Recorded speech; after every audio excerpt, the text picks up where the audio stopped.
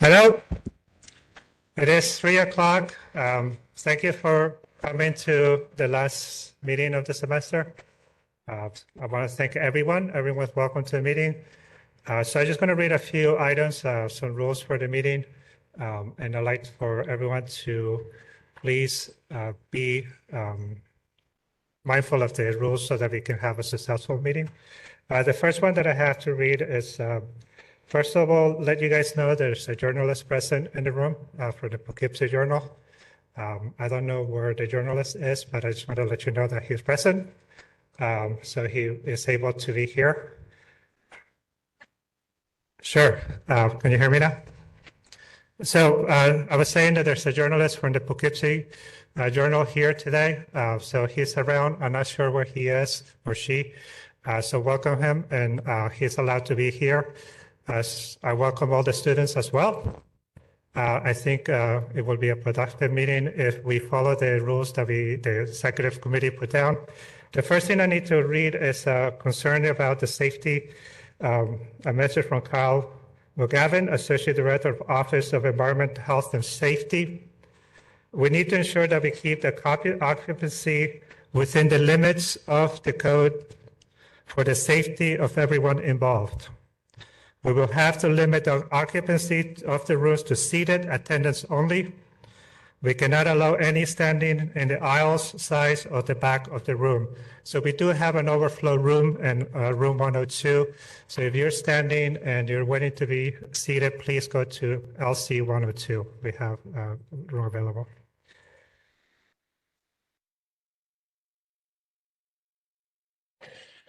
So these are the meeting rules that we share with everyone.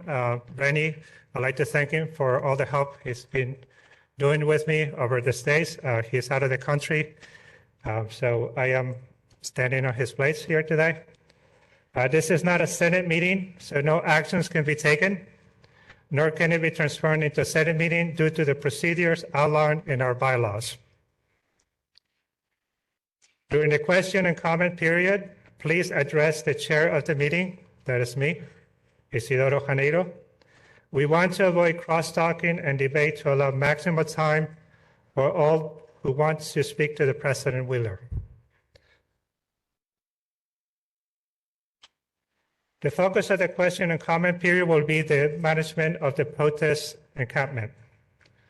We ask that you not debate the Israel-Palestine conflict. And the focus again is to talk about what happened on May 2nd with the protest and the encampment and the management of it. We will allow everyone to speak so long as there's time left in the hour. If you get through everyone who wants to speak and there's time left over, then individuals may speak for a second time. So we want to make sure that at least everyone gets one opportunity to speak. We don't want to have people coming back to the mic, so we want to make sure that everyone speaks. We ask that you be mindful that others want to speak, so please be prepared to land the plane. Limit your intervention to 3 minutes. We will enforce this limit. Obviously, you see that the room is full, and there's a lot of people in the room that want to speak with President Wheeler, so we will enforce it. I will ask those attending to please respect the time limit so that others have the opportunity to speak. And I will do my best to call on everyone present. So if I don't call on someone, I apologize beforehand, but I'll try my best to give everyone an opportunity to come and talk to the president. I do have to read the heckler's veto. With SUNY Council guidance, the college clarify its disorderly, disruptive conduct policy effective for the 2018-19 academic year to include the heckler's veto as a violation of free speech and therefore disruptive conduct. No person shall engage in disorderly conduct with interferes with the rights of others, including criminal mischief, vandalism, recklessly creating a public inconvenience or disturbance by fighting, making unreasonable noise, using abusive or obscene language, disturbing a class, meeting, event, rally, or speaker, or acting in a manner that is substantially or repeatedly infringes upon or violates the rights of others, including their free speech rights. For example, sustained or repeated disruption so a person cannot be heard. Obstruction, protection, or vehicle traffic, or creating hazardous or physically offensive situation by an act which serves no legitimate purpose. The penalty, disciplinary probation, suspension, held in abeyance, or suspension of possibility of financial restitution.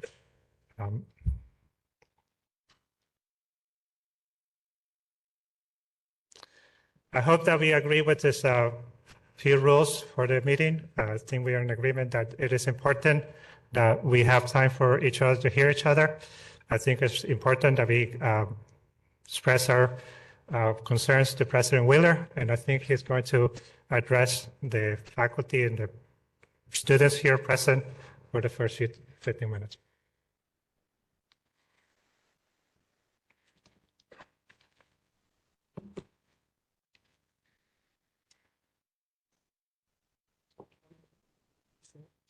How much time do I have? 20? 15, 20, 15? whichever. Okay.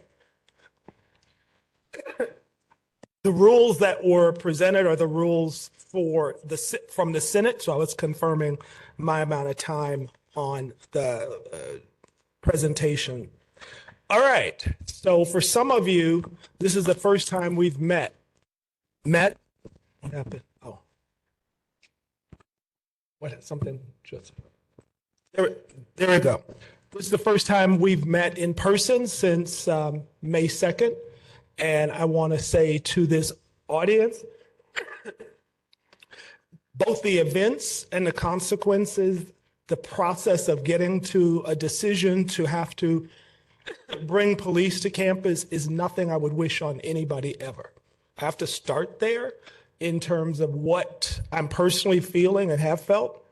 I've spent the weekend going through hundreds and hundreds of emails, really diving into and reflecting on things that were said to me, written to me, expressed to me, including acts of violence and brutality, expressions of trauma.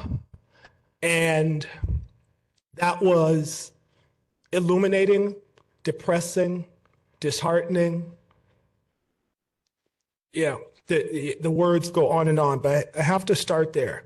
This is the third meeting today where I've had to speak to some of you, and it's an opportunity for me to say that I wish I had never had to make that decision.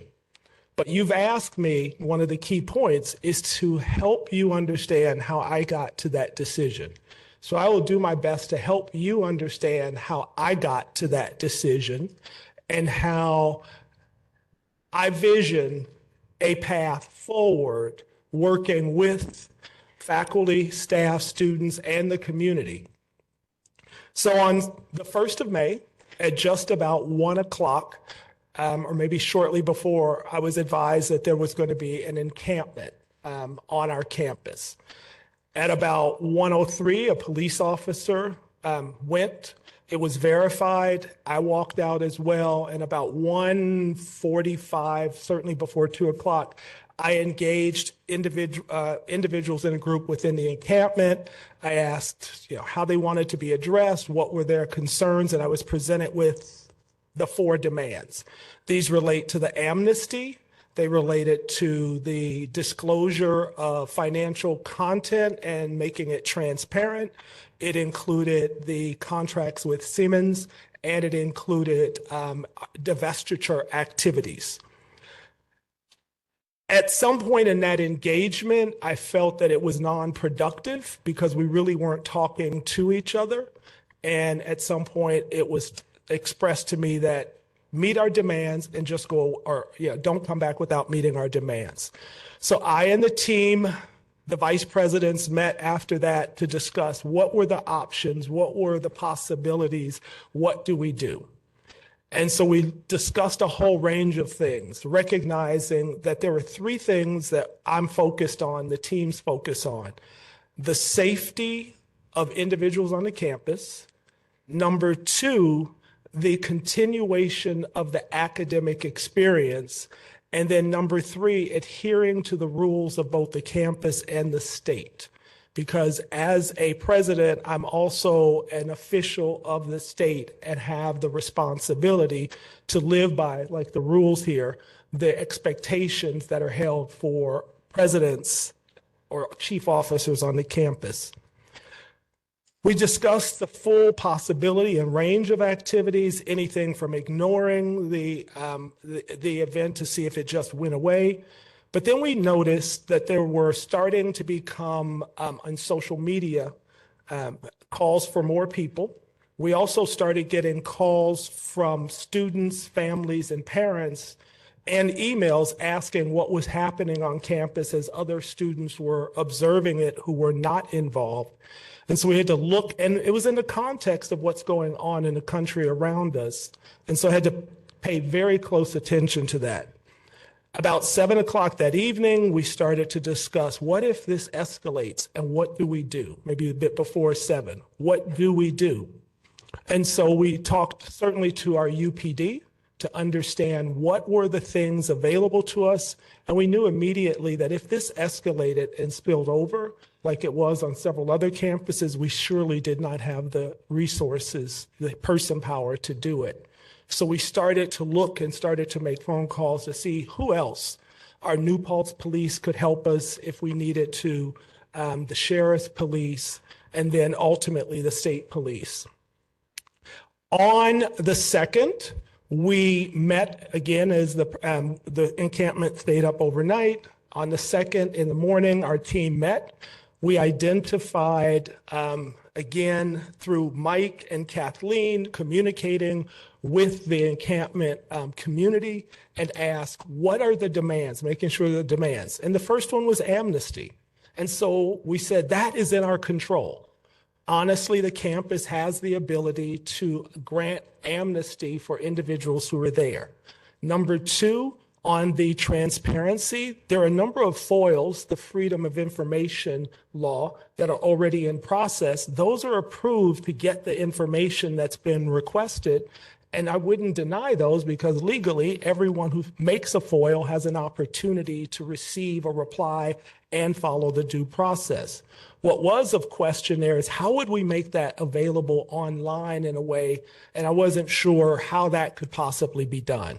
The question of the Simmons contract was really about the contract that involves information technology that drives some of our major equipment on campus, like the boiler and other things.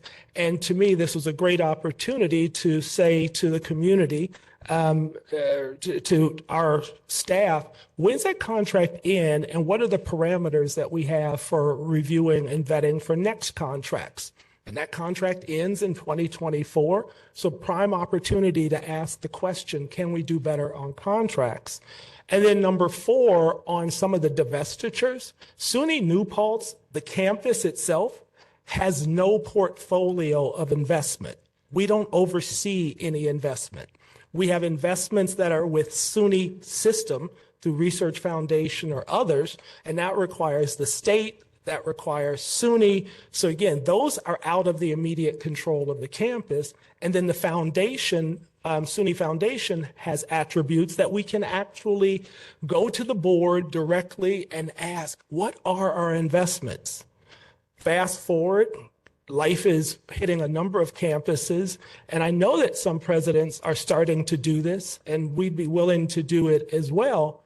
But for the purpose of the timeline, Mike and Kathleen went back to the encampment with the charge to say amnesty from May 1st through the time and it's in writing, to break down the encampment and to take the tents down and to disengage from the encampment. I'm not looking at the exact words, but that was in an email that the students or the individuals in the encampment said, tell us in writing.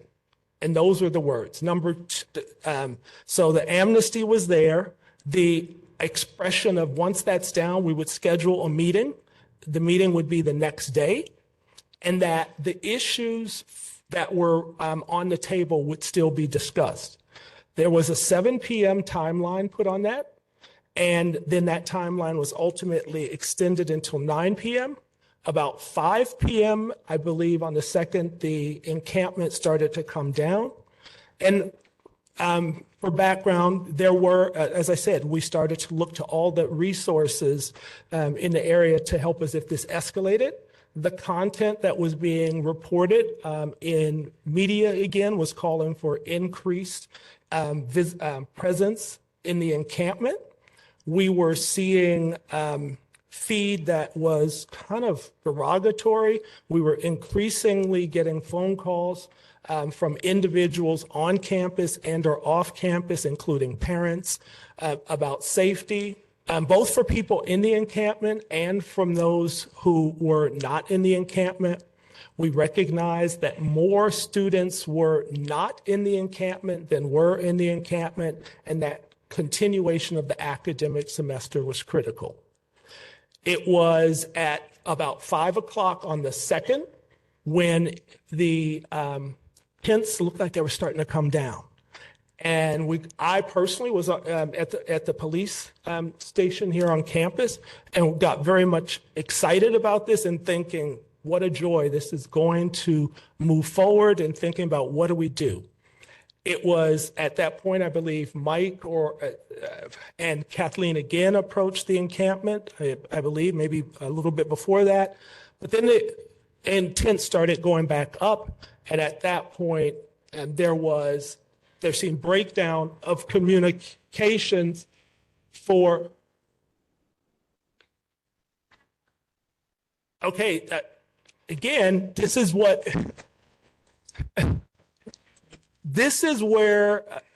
I'm here, because there may be a difference between what's reported to me and what I know and what you know. This is how we move forward. But there was no disengagement from the space as was part of the agreement or part of the offer. That was clear. And at 10 o'clock, it was the UPD, our campus police, were supposed to be the front line, engaging students, giving them the warning that this encampment needed to come down. And there was a countdown that, it's my understanding, that the voice of the person in the countdown was a UPD officer, and that the riot police that were there were a final line of defense that were only supposed to come to campus if things got out of hand. And in fact,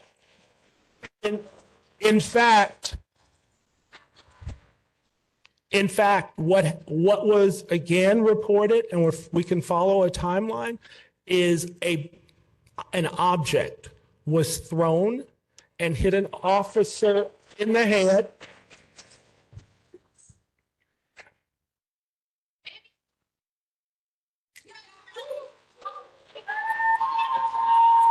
Okay.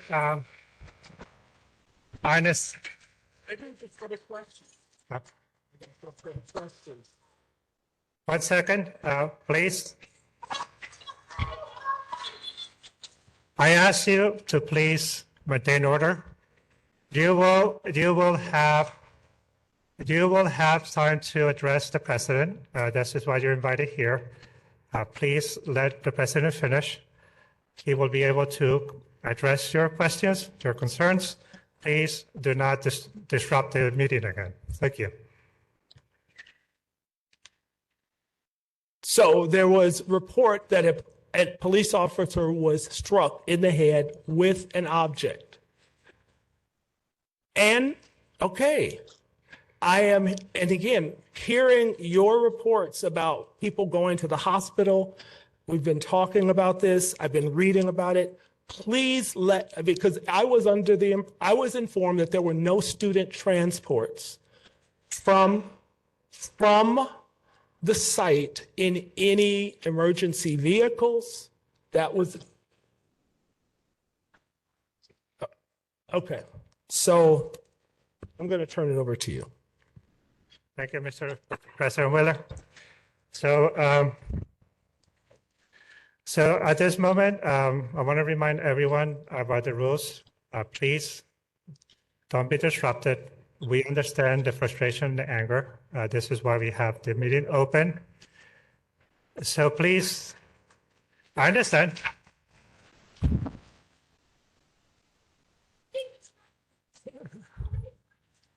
Okay.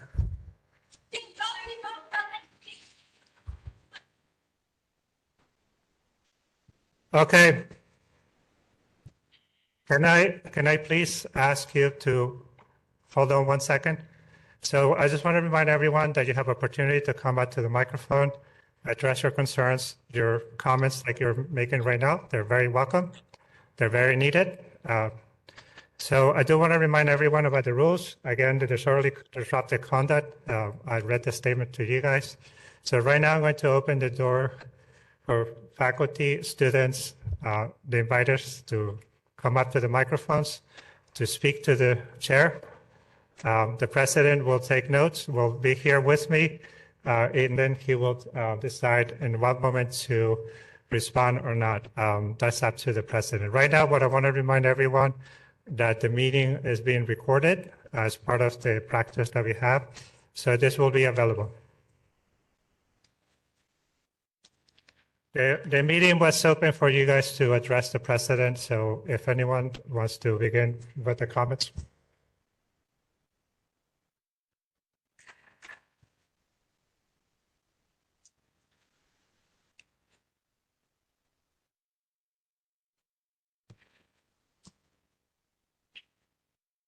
Please, if you want to speak, come to the mic. We have some microphones here in the hallway.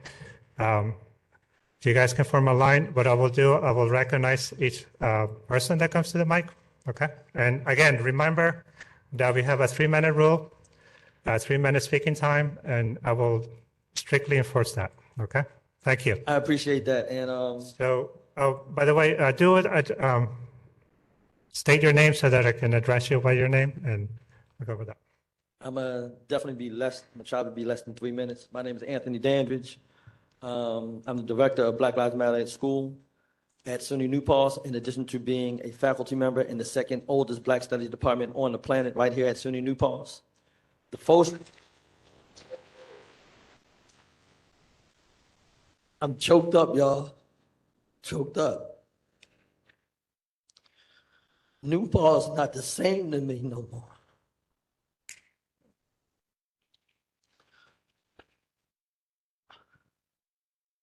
I was hurt, and that will never change. It will get better because I have a responsibility to myself and the community to help us heal. The first oldest Black Studies department on the planet was established at San Francisco State in 1968. This year, they had an encampment on campus. Their policy, because they learned from that, students that take our classes look at the videos, the documentaries, the dogs, the horses, all of that. They learned from that. They had a hands-off policy for the encampment. In an interdependent world that indigenous peoples and African peoples are committed to, there are no innocent people. If you thinking you coming into this space and that you innocent, because I didn't do a lot of stuff. I got survivor's guilt right now because I wasn't out there with a lot of my family. But awesome. When it was all, we watching this stuff on television, we participate in conversations in a variety of different spaces. For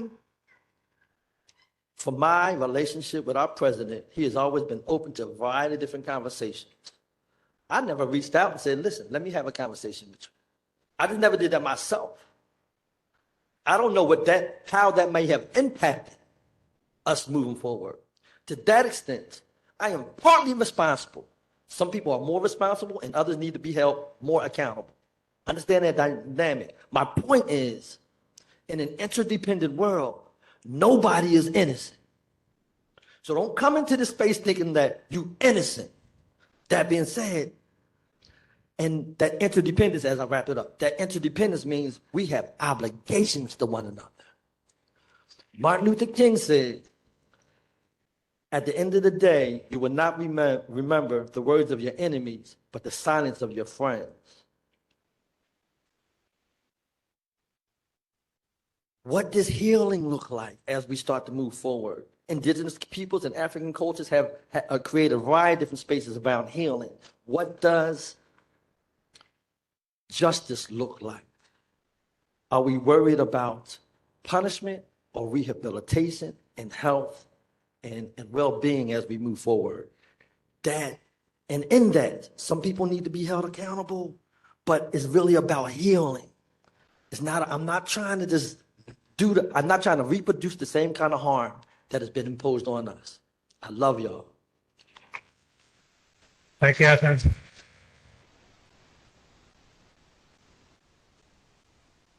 Could you state your name and Yeah, my name is Phil, and I am just going to directly address you.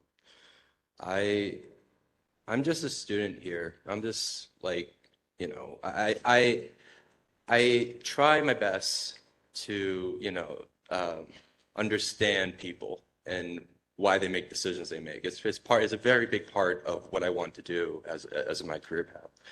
And, you know, when you look at everything that happened, 130 arrests compared to like arrests that are in the low hundred, not even, in a lot of campuses in double digits.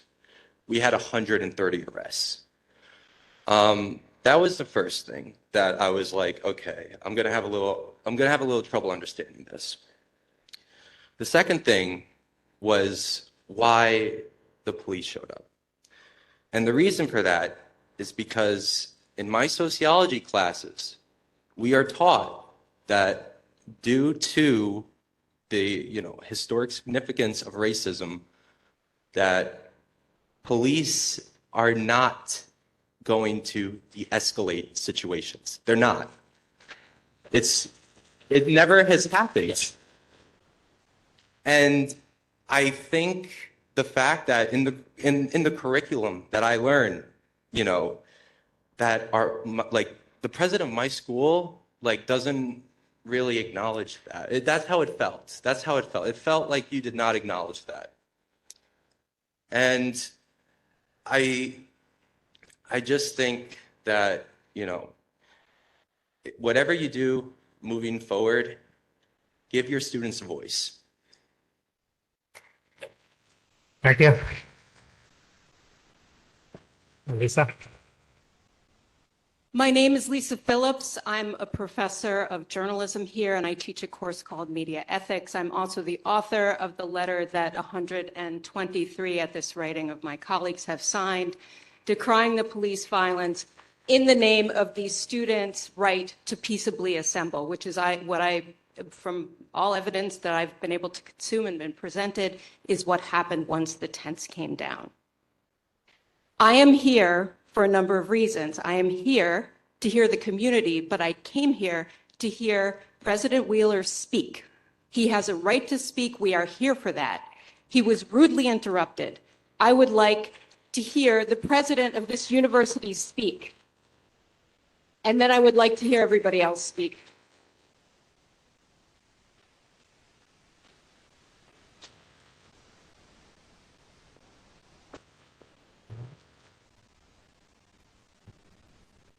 So President Wheeler will come back and speak. Do you guys want to stand there or come back to ask questions? Okay.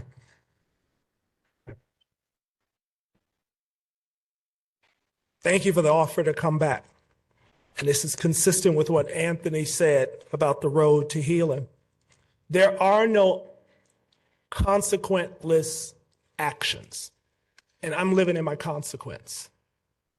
It might seem, and I hear you talk about the role of the police, you're asking me how I got there. It was in that moment in time and thinking about the potential full risk to the campus that I made the decision that we needed to take the encampment down and to move forward. And then all hell broke loose. It was not the design. It was not the aspiration. It was UPD come in, move the encampment out, and then we continue with the dialogue. That's not what happened, clearly. Part of what I'm doing now is listening to understand, reading, understand what went wrong. What went wrong? And I know many would say you called the police. Well, there was a lawful order made that said the place that you were was not the place that was authorized for that. This has never been about your First Amendment right. Because protest, as we saw 2 weeks before that, when there was a campus event and it moved over to the park across the street, we tried to move it to the campus free speech area, and I waited there for 2 hours for individuals to come because that's what you said you wanted. When there was another protest on campus, so the idea is not to stifle free speech, but it was that encampment was not an authorized entity and it violated the rules of the campus and when you didn't move the law.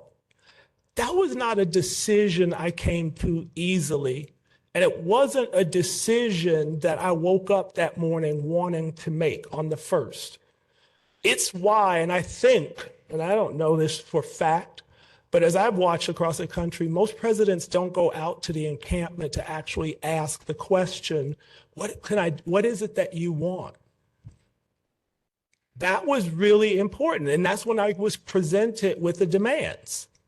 And that's when we tried to make sure that amnesty as a demand that we could control was there. That's why I tried to make sure that the foils and information was going to move forward. The things immediately in my control. Since then, and even before today's event, starting to mobilize to make sure that we can get better information, at least through our foundation, about what investments might sit in that portfolio that you're talking about. I don't need to have another meeting. I know that you want to know. I need to know the path. I'm here to say that I'm trying to work with you, as was said, on what is the path forward. I've instructed the police to make sure they give me the content information for anybody who has a report of brutality or assault so we know where that needs to go so that those reports can be made.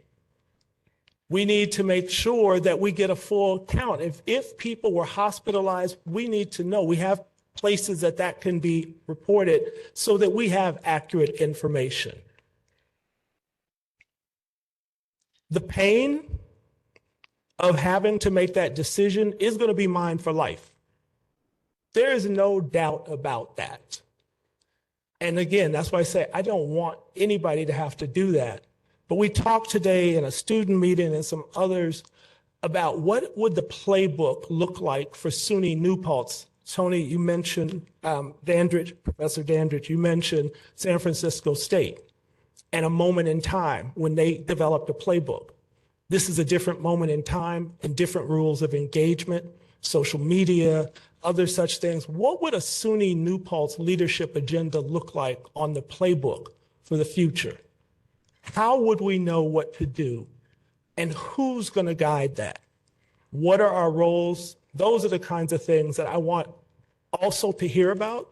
I'm here to hear everything you have to say about missteps, anger, frustration, but I do want to hear from you about what I, the administration, each other can do to move this forward. And I know you want to get to your questions, so I'm going to stop there and try to incorporate and bring responses together because I know that people are lined up and want to speak. Thank you for allowing me to come back.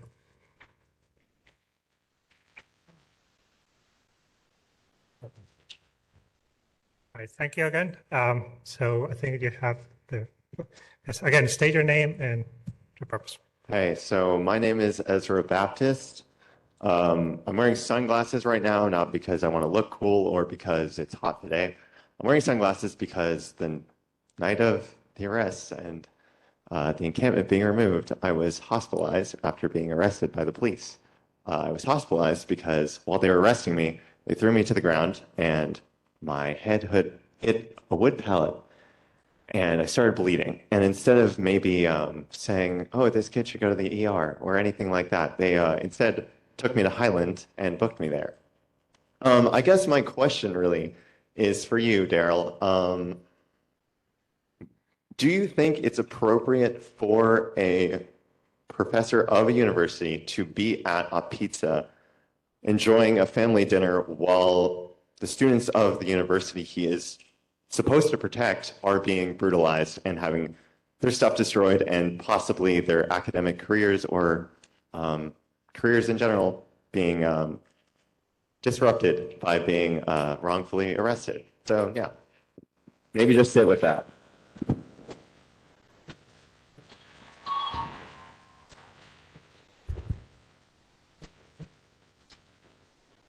Thank you.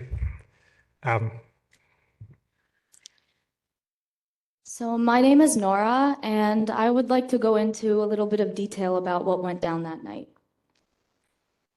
I served as one of only 2 EMTs in the encampment. I was in the center when police raided. SUNY New Paltz administration approached our encampment earlier that day at 3 p.m. They conveyed to us that we would have to take our tents down per campus policies by 7 p.m., or that we would face repercussions. But they didn't specify what when we inquired. We complied with admin's request to take the tents down, but despite that, admin came back and said that we needed to disperse by 9 p.m. or that we would be forcefully removed. We had 4 simple demands: disclose, divest, disengage, and drop the charges.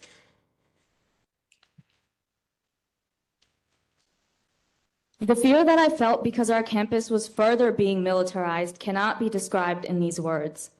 It was terrifying. As it became dark, we received news that state troopers were bringing K-9 units and that there were over 70 state troopers on their way. The other EMT and I sat in front of the medical table in the encampment and we cried. I was afraid of what they would do to us all. I was afraid that we would run out of resources to help people. I was afraid that they would kill one of my friends. As we were singing Solidarity Forever, more than 70 state troopers raided our encampment in riot gear with K-9 units, batons, and rubber bullets. They beat and dragged peaceful and unarmed students out of the human chain.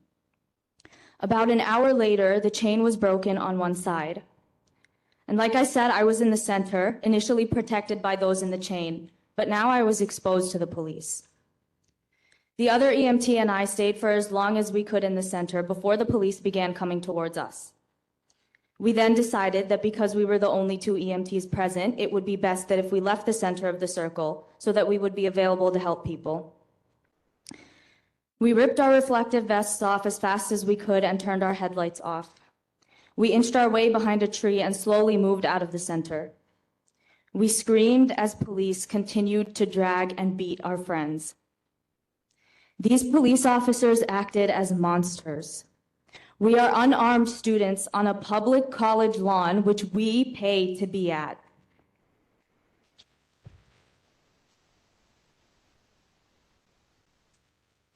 And the police officers acted as beasts with weapons. They're supposed to protect us, yet when we were faced with an aggressive counter-protester earlier that day, police stood and watched and did not intervene.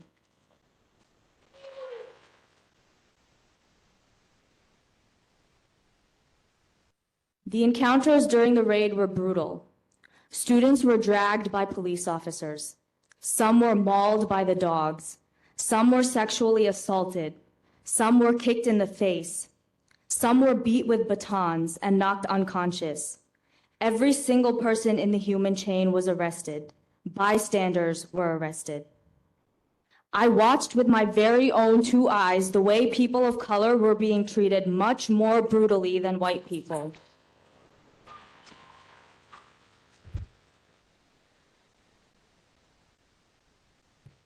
SUNY New Paltz claims that they don't tolerate Islamophobia, yet people were directly and specifically asked by police officers if they were Muslim. So I ask you, why the singling out? We were driven out by police charging at us with their dogs around 2 a.m. After most people dispersed, police officers slammed bystanders against the brick walls of the nearby dorms. Hi, could you, I know it's very serious. I know I'm about to cry here, but I think we have more people that would like to speak. Could you? Dr. Winters, I'm going to give my 2 minutes extra to Nora. Okay, excellent.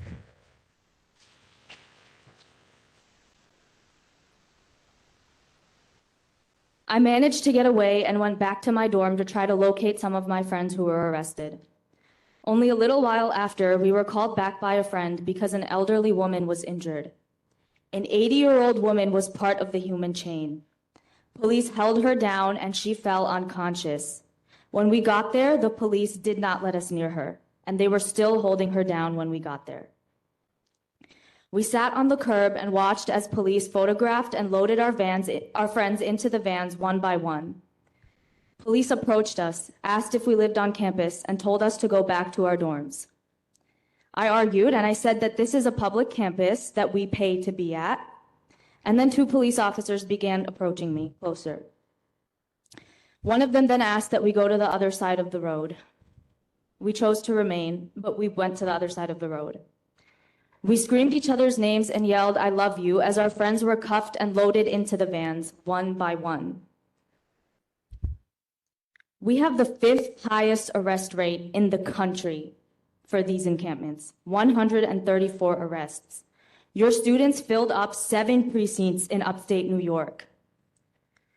We waited for some of our friends to be released and get back because they did not receive any medical attention while in police custody, despite expressing their pain. The other EMT and I treated one immediately after he was released around 4 a.m. Later that day, he went to the hospital, and the doctor reported that he has nerve damage and will not regain feeling in his hand for at least a year.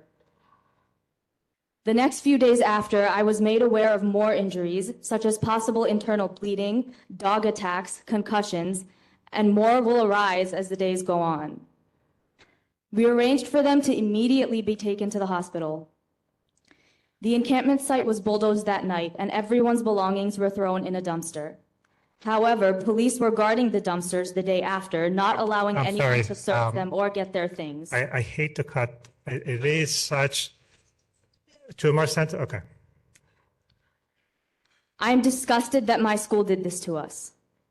SUNY New Paltz preaches that, in quotes, "We are a faculty and campus community dedicated to the construction of a vibrant, intellectual, creative public forum which reflects and celebrates the diversity of our society and encourages and supports active participation in scholarly and artistic activity."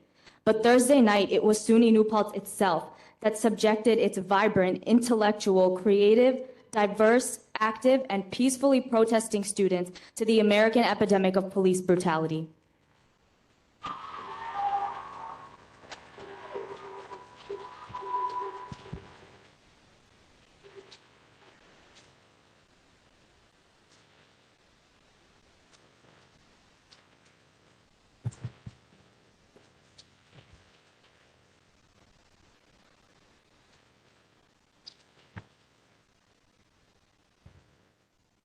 Thank you so much for that.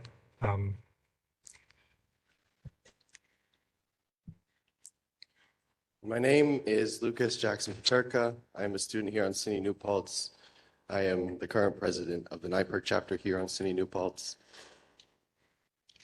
All of my closest friends were in the encampment on Thursday. I wasn't there myself. I have a disability, and I'm going to be honest, I'm going to echo Professor Dandridge. I have a bit of survivor's guilt for not being out there with my friends. But I drove around until 6:30 in the morning, picking them all up from precincts.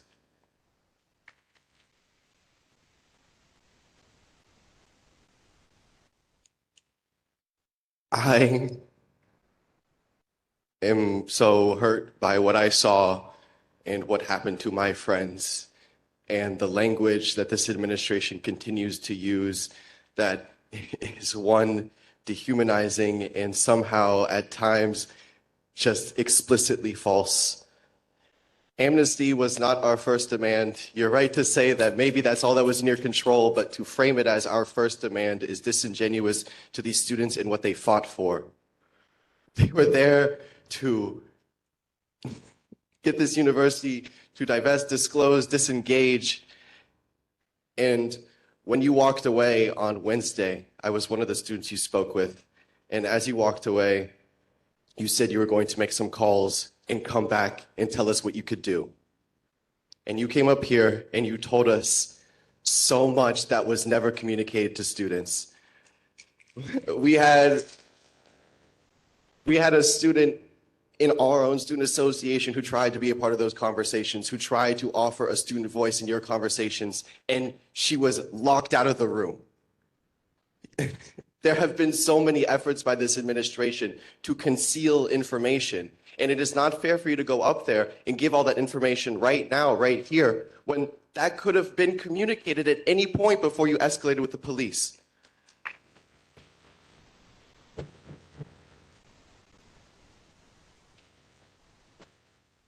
And just to clarify a few things said in your earlier address, tents never went back up. The meeting that was offered was for yesterday, actually. It was offered that the tents come down Thursday evening, and then there would be a meeting on Tuesday with 10 students with a pre-submitted list of names. So they asked us to dox and identify 10 organizers and to have a meeting the next week. There was no commitment to actually further these discussions. There was nothing that was communicated that us as students could reliably point to and say, okay, they're going to talk with us and communicate with us. It was still a pattern of deception. And I would just like to say, to finish it out, that you may offer this conversation, but at the end of the day, students protect themselves, we protect each other, and the offer to report brutality and arrests feels empty when you were the one who made the call, and this administration continues to stand by that call. And everything that has been done to protect the students that have been brutalized and arrested has been done by the students themselves. We have protected ourselves throughout this entire process and not the administration. And yes, that's it. Thank you.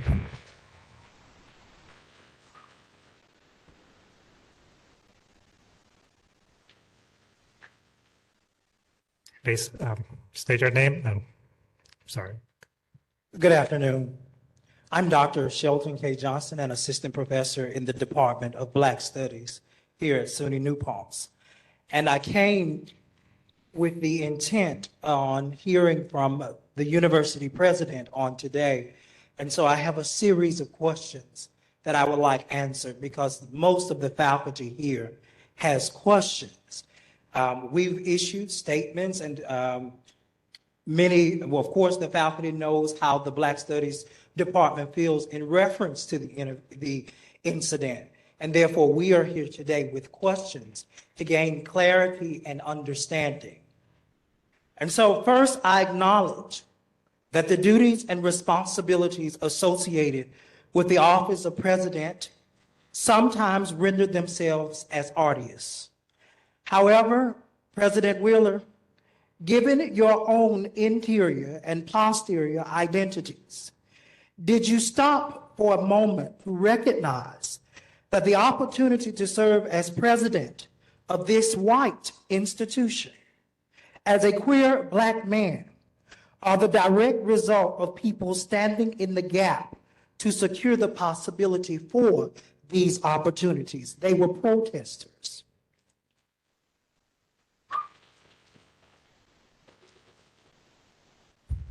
I'm hoping that you would explain your considerations of this.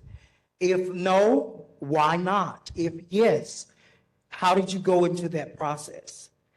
Moreover, recognizing the history of police violence associated with your own marginalized identities, can you explain your full rationale for the use of police violence to silence the voices of our students, faculty, and staff who were exercising their First Amendment rights?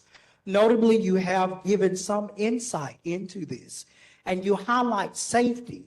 But I do not believe safety could have been at the forefront considering what happened in the end. That was not safe.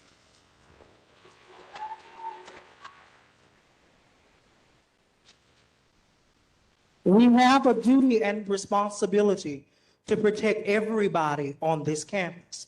And as a Black man, I know that police do not protect me. So there's no way that I could believe that people of color in an encampment would have been protected by the police. That was your duty and responsibility as their president, and you failed them.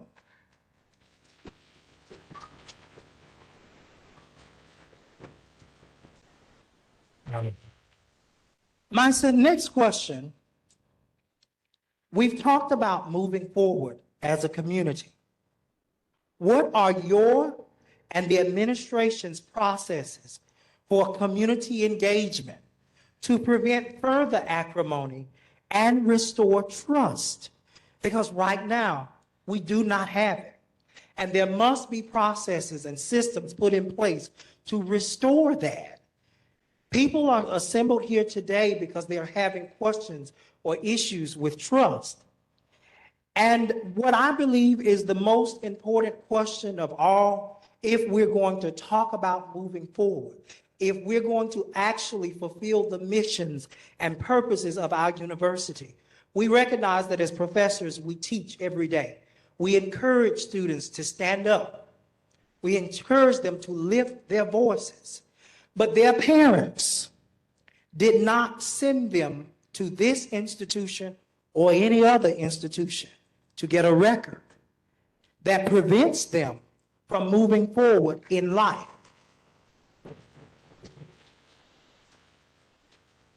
So with that, I ask the most important question on behalf of our students, faculty, and staff, that if nothing else is answered, this must be. President Wheeler, are you going to offer, 1, an apology, 2, amnesty to all, and ensure all charges against arrested community members are vacated and any related disciplinary actions dropped? Because that is the only way we can move forward. Thank you.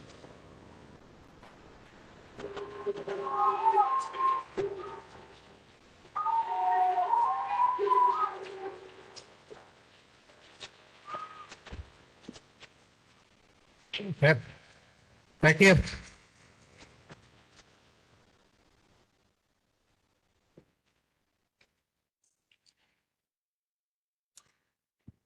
My name is Meg Devlin.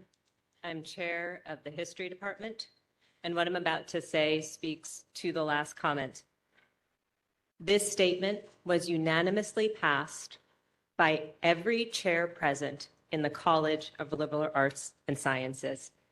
We, the chairs of the College of Liberal Arts and Sciences, call on SUNY administration to drop immediately all internal disciplinary proceedings and threats of expulsion connected to the peaceful encampment of May the 2nd. Thank you.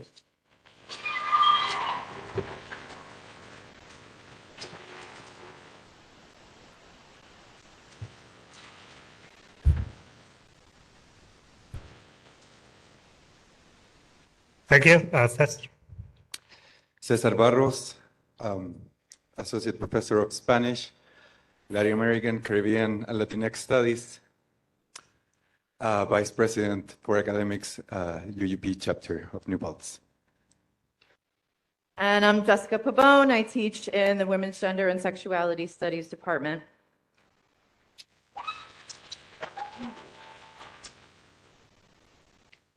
I am traumatized, but I am not dead.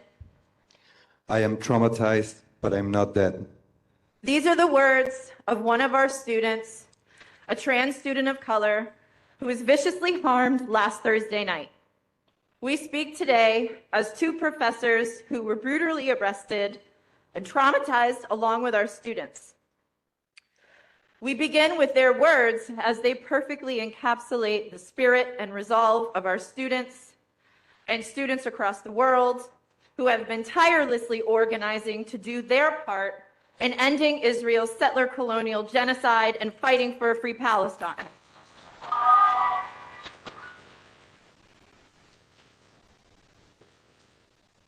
Our students anticipated that they could be harmed by the police and that this school could turn their backs on them.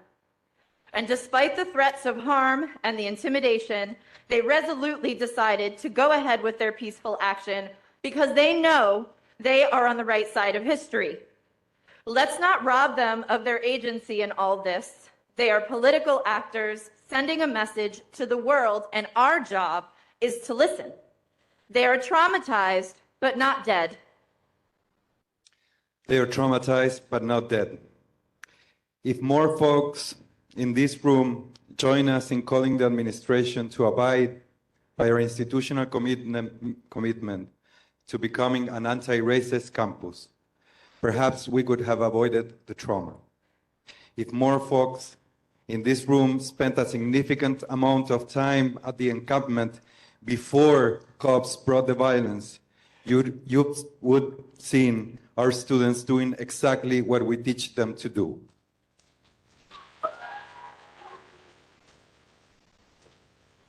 Put theory, history, and critique into practice. You would have witnessed by yourselves our students feeding each other, taking care of each other's medical needs, developing community agreements, creating a culture of radical love and mutual aid, helping each other study, ignoring counter-protesters' provocations from the perimeter of the encampment, bridging the gap between community and university, focusing on their goals, strategizing about the best way to get their demands for disclosure and divestment met as non-violent protesters. What we witnessed at the encampment, even when the police were about to charge, even when the police were brutally attacking us, was students' solidarity among themselves, with students across this country and around the world, and more centrally, with the people in Gaza.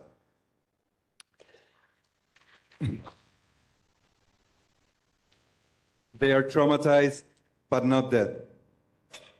They are traumatized but not dead, and they still have the same demands, and it is our job to listen. We are confident that the SUNY Board of Trustees and the new Paltz Foundation will disclose its business dealings with and divest from Israel. The President and his advisory cabinet will grant complete amnesty to the students involved in the encampment due to the unlawful and inhumane brutality inflicted by the police. SUNY New Paltz will fully acknowledge the brutality inflicted upon its students by the police and the administration's responsibility in it. We are traumatized, but we're not dead. We are traumatized, but we're not dead. Thank you.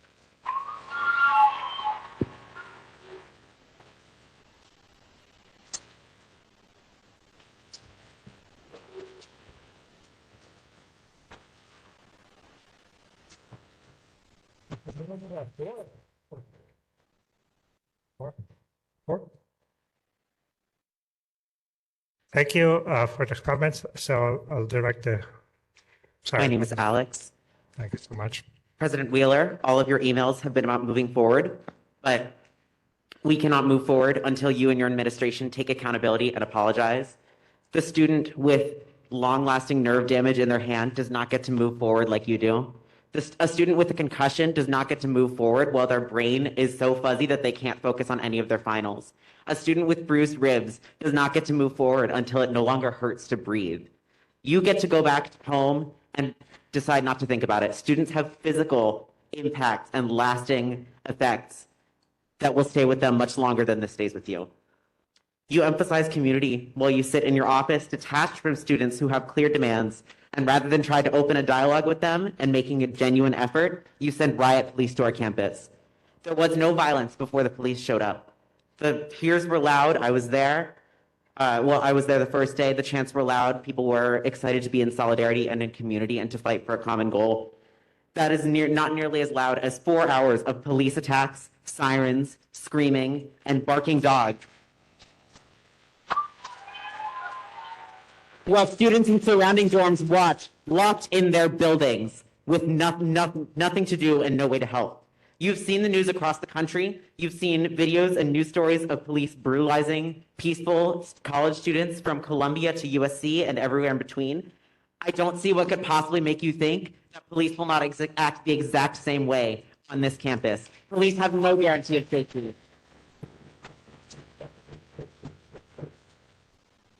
The police were not there to keep the students safe. The police were there to protect the interests of the university, the financial interests.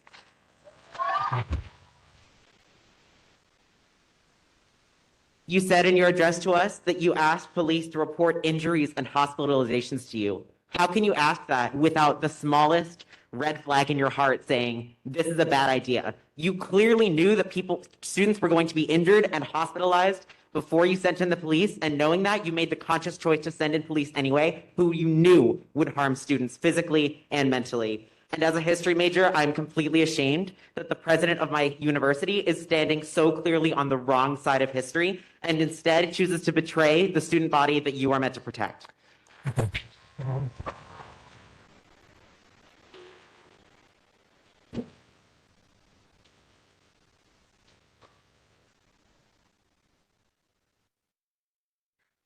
Go ahead. I'm sorry. Go ahead. I'll recognize you. State your name, please. My name is Shafil Chaudhary. I am an associate professor in the geology department. I am a director of the environmental science program. And I have a question for President Wheeler as well as to all of my colleagues and my students. Do you know how I feel as a Muslim in this campus after October 7th? How I feel? Children are dying left and right. But no one is saying anything because their money is being utilized to do this. My colleagues, no one is saying anything. I wrote 2 emails to Mr. President Wheeler and I think Mr. Patterson when the IDF soldier came to this campus, and you did not respond, either of you, as if I don't exist, I'm nothing. You failed me. You failed my students by not responding to me. Thank you.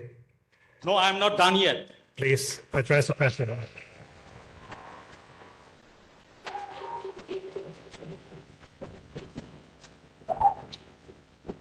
I'm worried about my 2 children who are also Muslims in this country.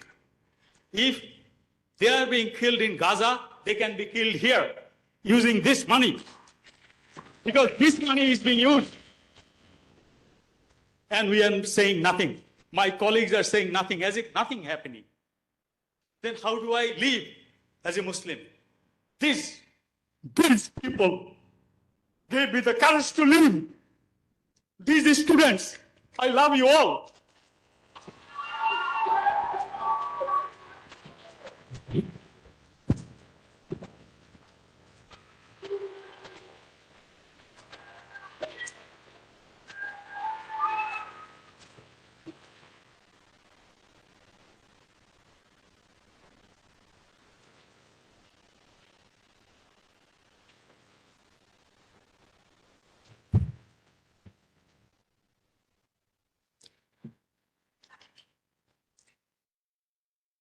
Okay.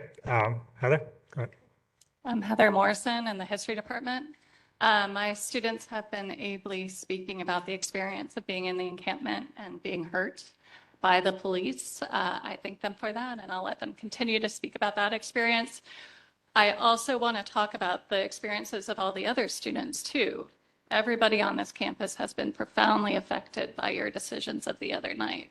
And I'm particularly struck by how distant you are from our students, how you didn't know who got injured, how you didn't have anybody there able to directly witness for you the direct injuries.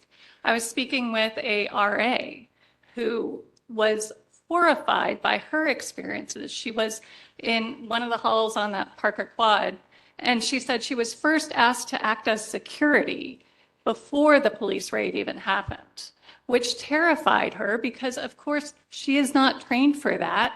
She's a child of like this era of gun violence and police brutality, and she's asked to be security in her own home for the people that she cares for.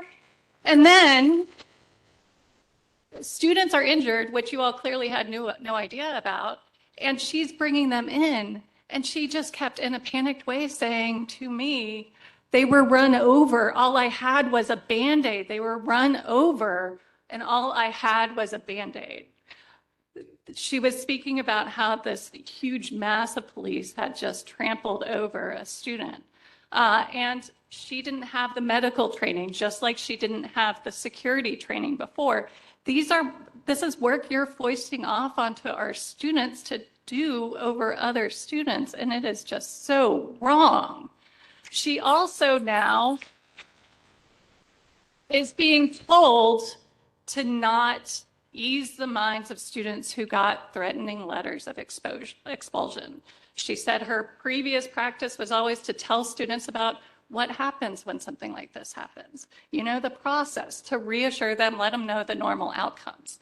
But she says she has been threatened into not securing people's ease of mind.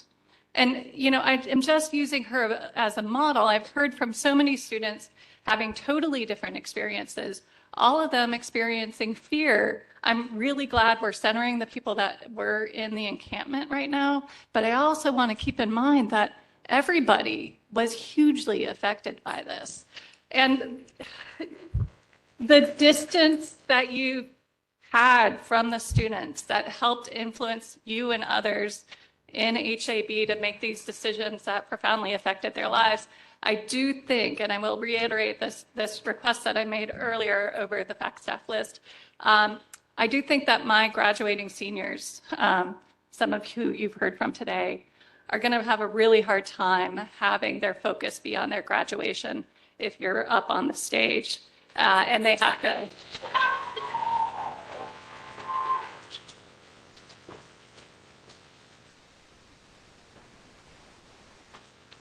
Your presence would be a confrontation, and it would take the attention away from everything that they have earned. So I would like you to consider not being up front and up center there. And let's put them.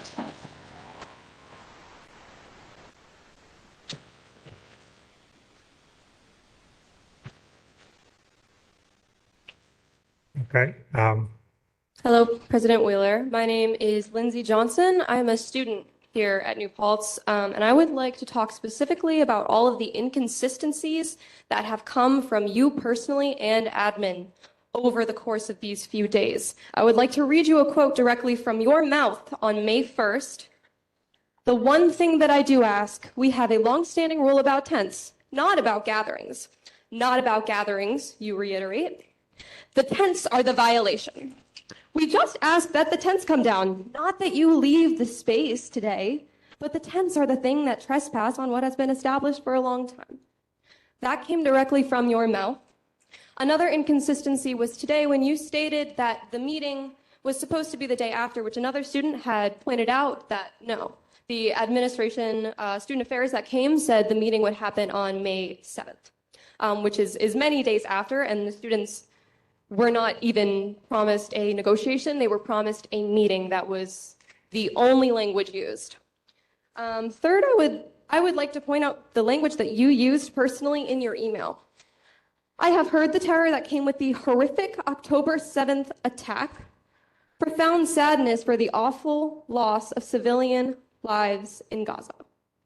You phrased purposely October 7th attack and then civilian loss of lives in Gaza.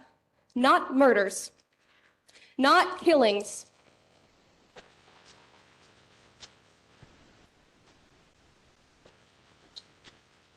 As a current English major here,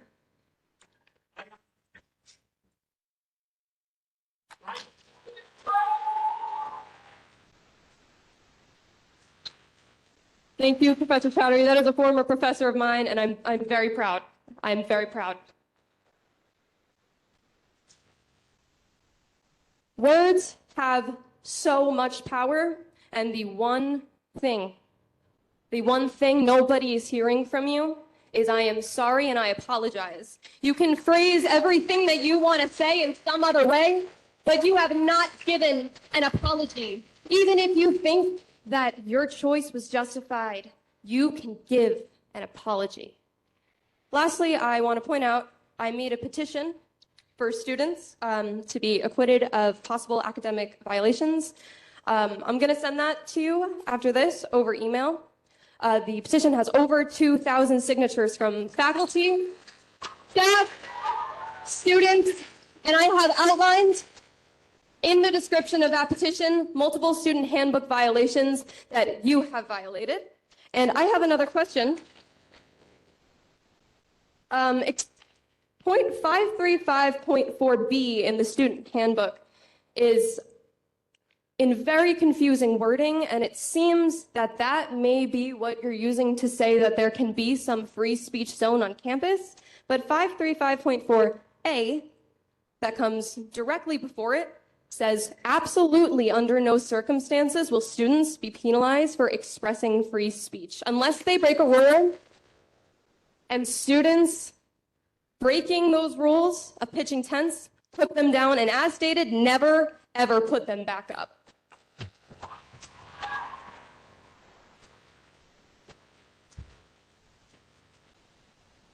Thank you, and I hope, unlike Professor Chowdhury, I do get a response to my email. Okay.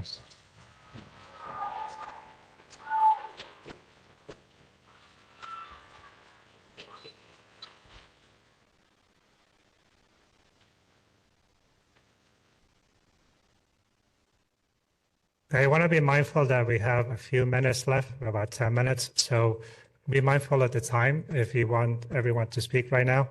The meeting will be over in about 10 to 15 minutes. So just be mindful that you have colleagues behind you that want to speak. So be brief, be succinct, do express yourselves, but be mindful of the people behind you, okay?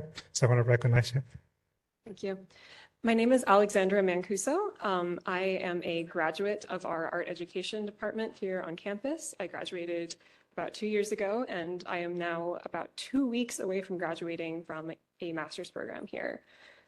For a long time, I was proud to be a student of SUNY New Paltz. I really have loved this campus and this community and the ways that it has shaped me. I started coming here when I was 17 years old. I'm 24 now, and this has been a significant portion of my life I've spent here. And when everything happened that happened on May 2nd, I seriously considered whether I felt okay about accepting a degree from a university that would let this happen to their students. Because, frankly, as Professor Dandridge said, there is no one who is innocent, and I felt that would make me complicit. If I accepted a degree, that was as good as saying I agreed with what the university was doing. But I gave it some thought, and I eventually decided that I have been in college for 7 years, and I have, this whole time, the only reason I've stuck to it is that I want to be a teacher. I want to help children, and I want to make the world a better place. And I decided that I'm going to go ahead and graduate in 2 weeks. But I just need you to know that when I walk across that stage, it is not because I agree with what this university has done.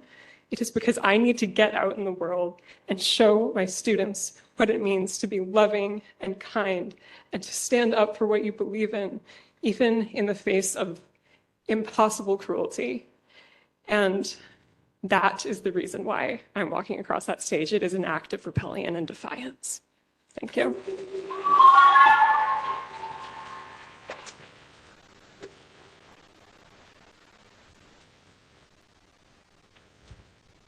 Please, state your name. Hi, my name is Abby. I'm a student here at SUNY New Paltz. And I was at those protests not only because I'm standing up for what I believe is the right thing, but because New Paltz has a rich history of protests dating all the way back to the Vietnam War, when students took over a building for 5 days. The protest I attended was peaceful. And it met your demands to disassemble the encampment. Selfishly, you called the police. The police brutalized and arrested your students, charging most of the 133 protesters with trespassing. So what I would like to know is, How is it trespassing if the very ground that we were sitting on is what our tuition pays for?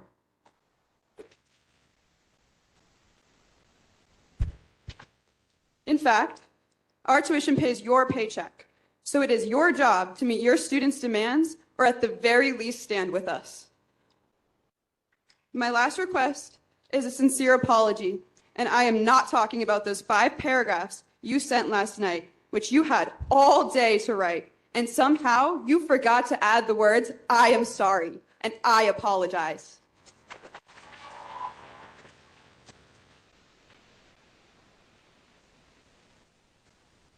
While your intention may not have been to cause harm, which is hard to believe, knowing the history of police brutality. But at this point, the least you could do is admit that you made a mistake and apologize to your students. You let down your students, and you should grant those student protesters amnesty and a clean record.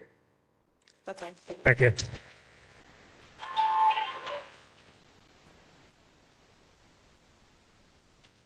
Good afternoon, Stephen Pampanella, Political Science. These are going to be 2 boring comments about government. You know me.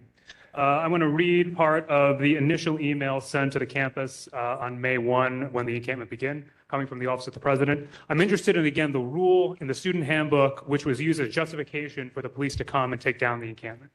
Among our primary goals is the removal of the tents. Our student handbook is clear that, quote, "No person shall erect a tent, lean-to, or other temporary structure with the intent to utilize such for overnight occupancy," close quote, "on campus grounds without prior authorization." That was the policy justification for taking down the encampment and bringing in the police. I was there for most of the event until the very end. I left at 12:15 because I couldn't stand up anymore. The tents came down by 7 p.m. There were no tents up. The students complied entirely with the policy, and yet the police were still brought in. This is not following the rules anymore. This is the arbitrary use of brute force. Nothing more and nothing less. The arbitrary use of brute force. I teach my students about liberalism and democracy, and what I teach them is, in a liberal democratic society, the rules must be made consensually and must be equally applied to all people. When the rules are applied arbitrarily, without actual real justification, that's what happens in authoritarian societies. And when I saw riot police march onto my campus, clacking their batons against their shins, that sound I've never heard before. I associate that sound with the movies and authoritarian countries. I know now we are living in an authoritarian place because I've seen authoritarian actions here. As a citizen of a democratic society, that is intolerable. Intolerable. It is unacceptable. And there must be accountability for it, too.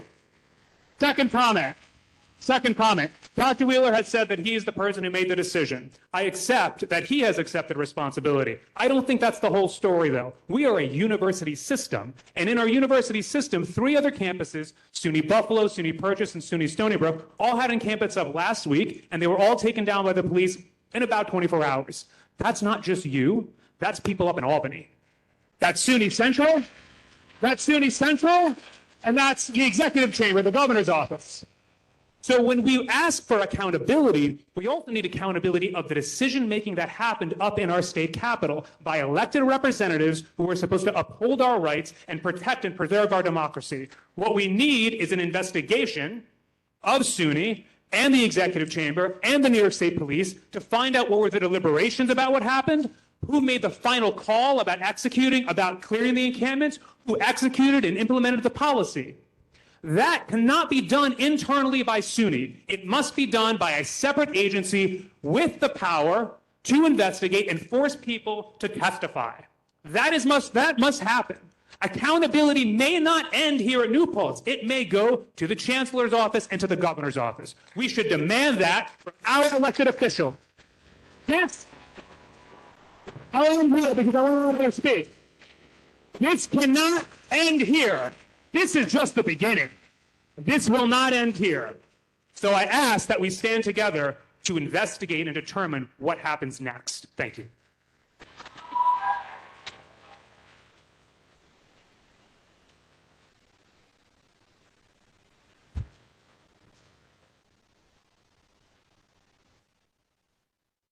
Okay, again, I remind you that we have 10 minutes left, so be brief. Thank you. Go ahead. Hello, President Wheeler. My name is Kaden, and I was one of the more than 130 students arrested. I want you to look up from your notebook and look at me. I spent my whole summer promoting this institution as an orientation leader. This school preaches about diversity and equality. I told my students they would be safe here, how administration actually listened. I was wrong. The past couple of days, I have seen the opposite of all of the reasons I love New Paltz. I want you to look me in the eyes and see not an agitator, but a student, your student. Every time I close my eyes, I see my friends getting dragged away. I see my classmates getting knelt on. I hear the screams. I see my friends crying because they got groped. I see the people of color getting systematically dragged away and beat with sticks. I see the same students I told were safe here get dragged away. And I had it the best. As a white cis-passing person, I wasn't injured. But I will never feel safe here again. And no preservation of campus policy will excuse that. You keep talking about how hard this decision was for you. What about us? Knowing the history of police brutality, why would you unleash that kind of violence on your students, especially your students of color and trans students who are at a higher risk?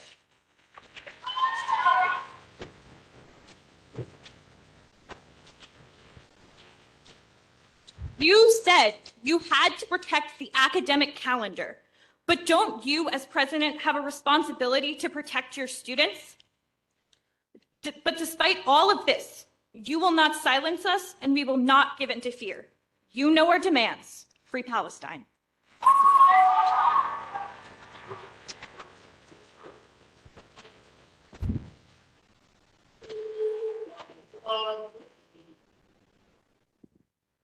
Good afternoon. My name is William Ballner. I'm a 2020 and 2022 graduate of SUNY New Paltz, a professional staff on this campus, and soon to be continuing student in another's master's program. I'm cutting down what I was going to say in order to hopefully leave time for other students to speak. I would like to share a quote from the August 2022 welcome address that President Wheeler gave. Quote, I am proud to join SUNY New Paltz in committing to combating the horrific manifestations of incivility, violence, and harm, and most profoundly in our capacity to take action and not just talk about it. We embody the core of taking a stance and making more than safe spaces, but living forward in brave spaces. I ask how, in good faith and good conscience, we cannot call the encampment that was well organized, well respected, peaceful, and non-disruptive on a quad that is not the commencement quad or an academic quad, that we cannot call that a brave space. How? I would also like to note that according to the reporting done by the New Paltz Oracle at approximately 7:15, campus officials, not President Wheeler, not only acknowledged to the demonstrators that the tents were taken down, but extended gratitude. How is that not disingenuous when not 2 hours later, police were raiding the encampment? That's not gratitude, that's an extension.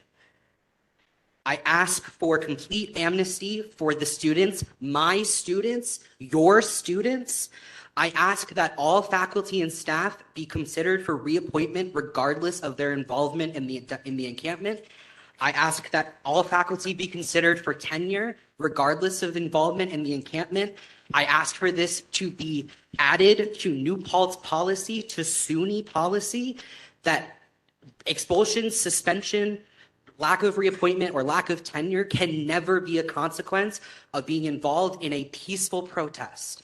I have not spoken to the demonstrators, but I hold complete faith that they chose Parker Quad in order to be as non-disruptive to the end of the semester as possible. I hold that in complete faith, and if I am incorrect, I apologize to the demonstrators. Finally, if I can give one more thing. If we are saying that arrest was appropriate, let me make it abundantly clear that I am not. If we are saying it is, though, how, on top of that, are we continuing to debate whether these students should be suspended or expelled? On top of being arrested, on top of that trauma, how has amnesty not already been granted? I ask that it be done immediately. Thank you.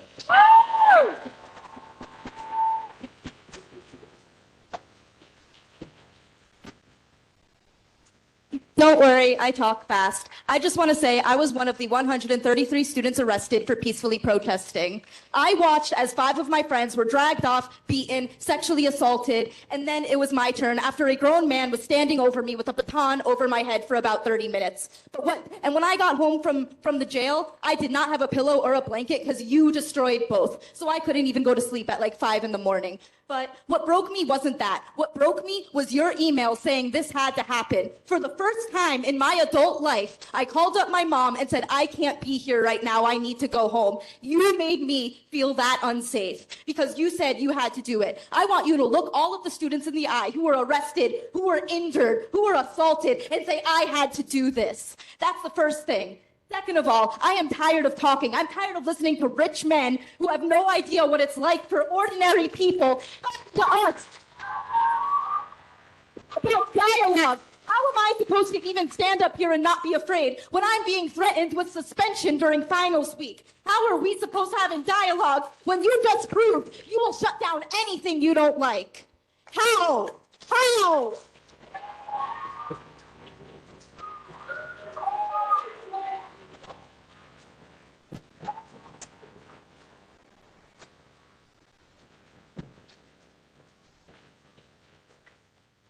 Okay, thank you.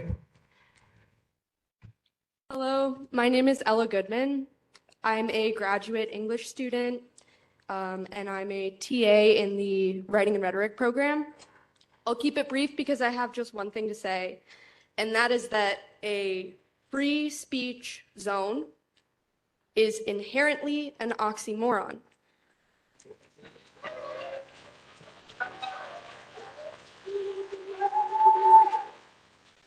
So respectfully, when you tell students that police had to be called because they weren't protesting in a zone that you had approved and managed, and when you offer us a free speech zone for our graduation,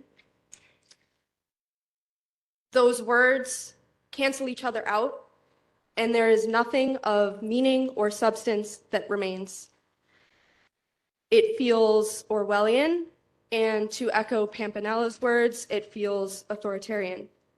Thank you.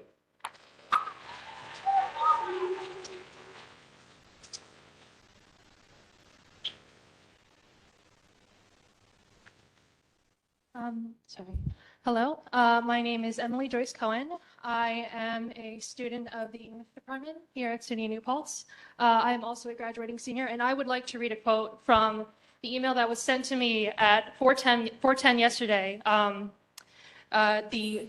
this so-called free speech zone. Should any attendee wish to exercise free expression activities, there will be an established zone doing so near the entrance of College Hall and within the proximity of the ceremonies. If anyone attempts to do so in the midst of these ceremonies, staff will direct them towards the established area. This location can be found on each ceremony's seating map. If you have not seen the zone, I highly recommend you look it up. It is one of the funniest things I have ever seen. And pardon my language, but I'm also a communication student, so trust me when I know that I know PR bullshit when I see it.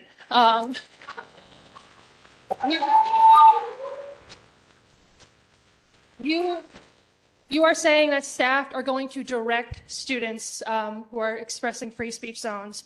Are you talking about the 60-year-old philosophy professors here right now? Or are you talking about the professors who were arrested that night? No, you are talking about university police. University police are going to be directing these students. So I think what I'm asking more of is just for more honesty and more openness at this point in time. Thank you. Okay.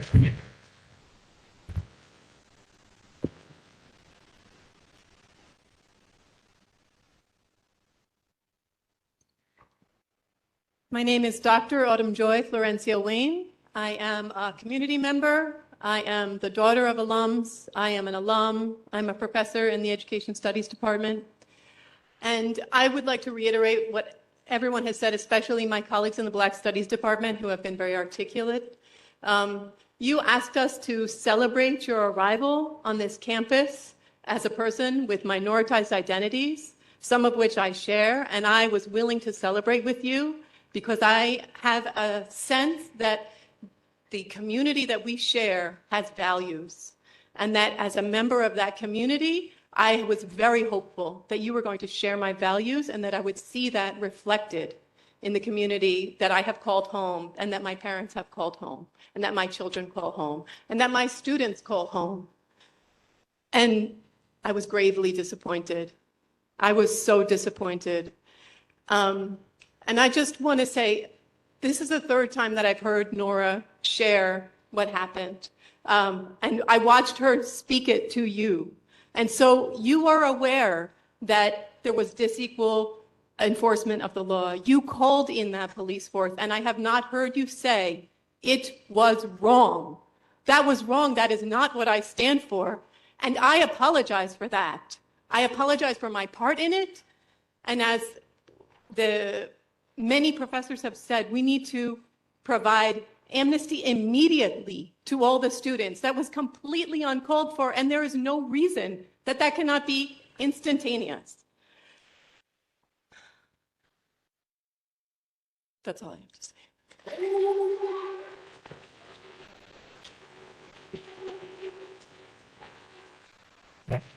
Hello, my name is Patrick. I am a journalism student here at New Paltz. I have greatly enjoyed my journalism education that I've received here at New Paltz. And I wanted to say that these tents that you claim are the big sticking point, they were down. This police action was nothing more than an assault on the freedom of speech and the freedom of assembly. And that is the most horrendous thing I can think as somebody as the president of a progressive university to push and put on to their students. A second thing, I want to speak to your point of FOIL and FOIA laws, on which I have had an education in as a journalism student. Your claim that this fix all for the problem of disclosure. FOIA and FOIL are very complicated systems. I don't expect, we have classes dedicated to learning how to navigate them. How can you expect students or community members who do not have that education to go through this really intense process that they might not even get a result from? Your offices or other offices in the administration can delay these processes for as long as they care to with passive emails saying we're working on it, and you can end up with no result, and which is just infuriating to me.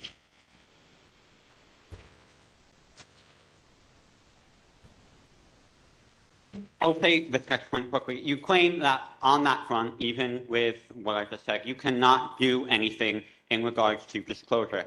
The president of Purchase, in a statement released to students, has noted that there are things, if you give me 1 second, I'm so sorry.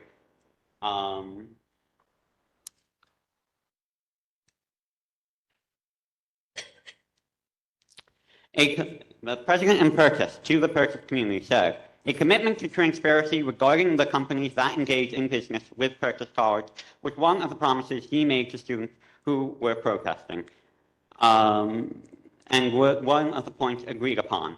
Why can't you not go forward with that? Why must you hide behind FOIA and FOIL?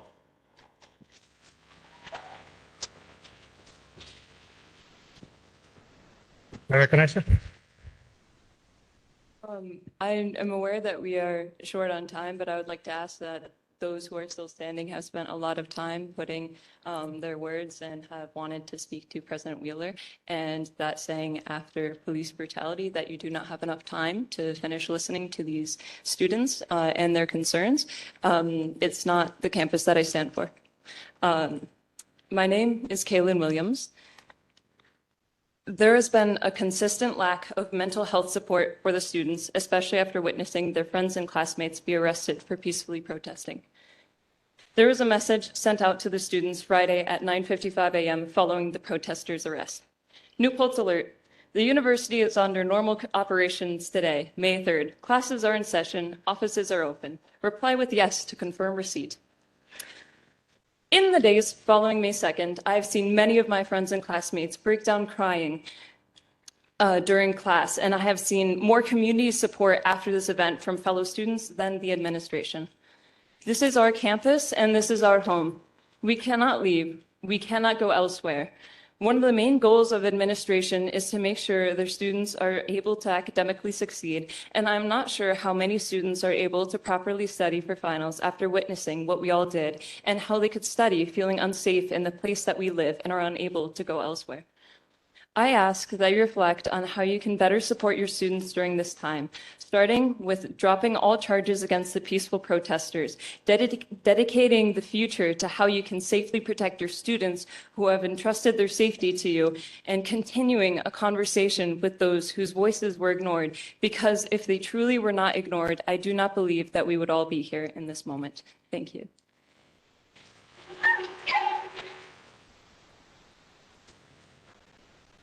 My name is Cyrus Dennis Micah. This is directed to President Darrell P. Wheeler and the entire SUNY New Paltz administration, and even up to like the state office in Albany. Your focus is on authorization of the encampment, but according to our school's website, with the web page title that I implore everyone to look at called Campus Tent and Canopy Use Requirement, the authorization and permit policy only extends to, quote, tents and canopies greater than 400 square feet, end quote. All of the tents were smaller than 400 square feet.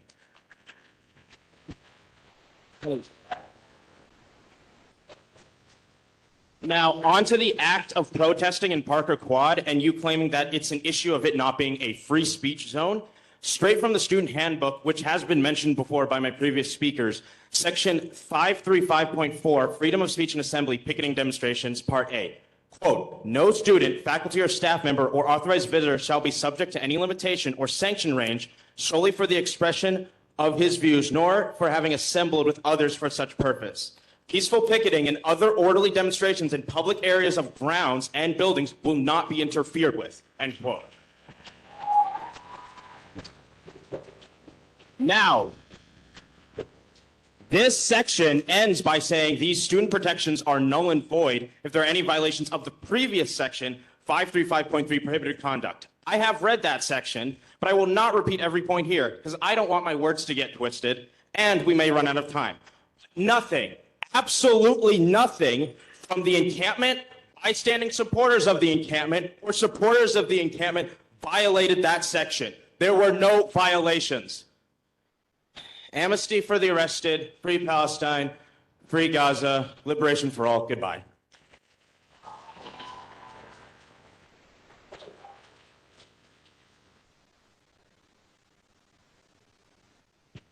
Mary.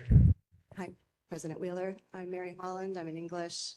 I've been here for 17 years. Mary Holland, English. Been here for 17 years. I was there the entirety of the brutal police action. Spoke with you yesterday. There's a couple of things I want to add to this conversation very quickly. One of them is that I appreciate that you're here listening to us and engaging in a dialogue. I'm heartbroken at what it's taken to get you to do that. But there's a whole world out there that's not getting accurate information about what happened that night, what the students did and did not do, and what the police did to us. I'm seeing misinformation. I'm seeing journalists reporting erroneous information. Sheriff Figueroa's post 2 nights ago was a masterclass in propaganda. It erased the injuries. It erased the injuries, didn't even mention them. It mentioned one in passive voice of our students and faculty and other community members.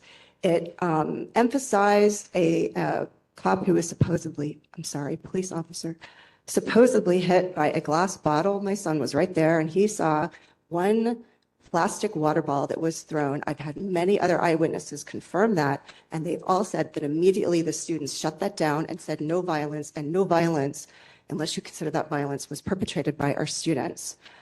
That report also asked us to praise him and the officers that you brought here for not deploying their tear gas and not loosing their dogs on us.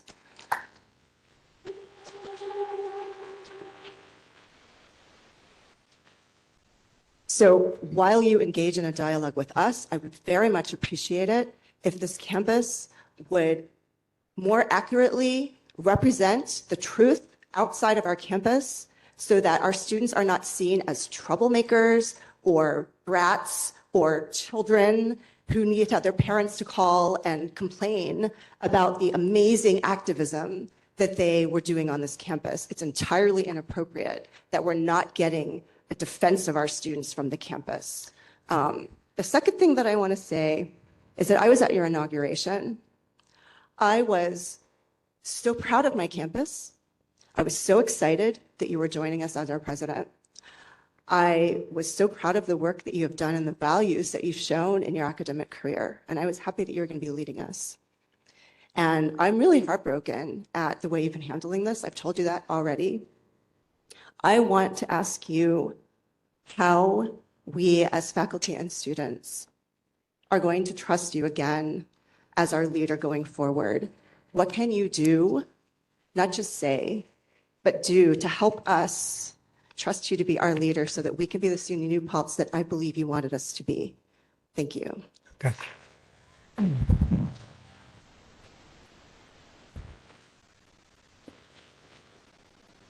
So we are 10 minutes past the time, so I'm just going to allow the last person that was here. I'm sorry for those that just stood up, but the meeting is going to be over and as soon as she has a voice. I'm sorry. I would Go. I would first like to advocate for anyone who wants to speak to be able to speak, please. I am Andrea Gatsky. I am an associate professor of the history department. And anyone who knows me well knows that I do not do this. I am not someone who stands up in front of a crowd and speaks. I blame it on my Midwestern upbringing. I do not like conflict. It makes me incredibly uncomfortable. I am somebody who prides myself in having individual conversations, trying to talk to people behind the scenes. I am very rarely the person in front.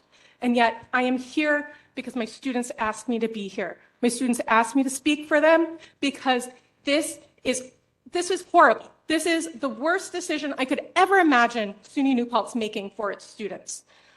And we have failed them. And I'm going to echo what Professor Dandridge said earlier. We have all failed them. We have all failed to teach our students how to have dialogue. We as faculty have failed to have productive dialogue. We all go to fac staff and we yell at each other, and we are all failing. And our administration has failed to bring us together to have productive dialogue. Dialogue is essential for solving problems. Secondarily, I understand that you were in a very complicated situation. I understand that you had a lot of people giving you advice and a lot of people weighing in on this situation. I also understand that there were attempts to talk to protesters that maybe were more hostile than you were prepared for. But there was no time given for dialogue. You went from protesters, I saw a video where they were booing Mike Patterson as he left. I didn't see what had happened before that. But presumably whatever had happened before that, whatever he had said, they had shut down, right? I understand that. But dialogue takes time. You had given them until Tuesday to have a conversation with you, and yet expected them to tear down their camp that night. That is not a good faith effort at dialogue.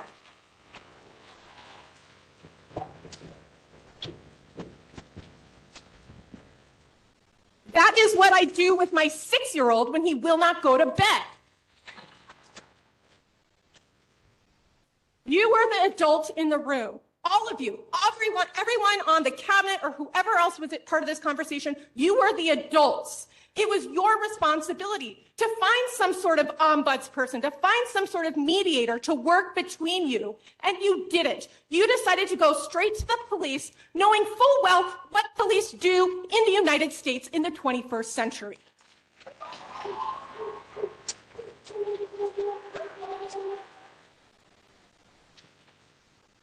This is not the first time I have seen you in recent months demand something quickly on your timeline. Just a few weeks ago, you sent an email out to the faculty and the staff demanding that within 36 hours, we drop everything that was scheduled in order to attend a Title VI training, in order to educate us on Title VI. I didn't know much about Title VI.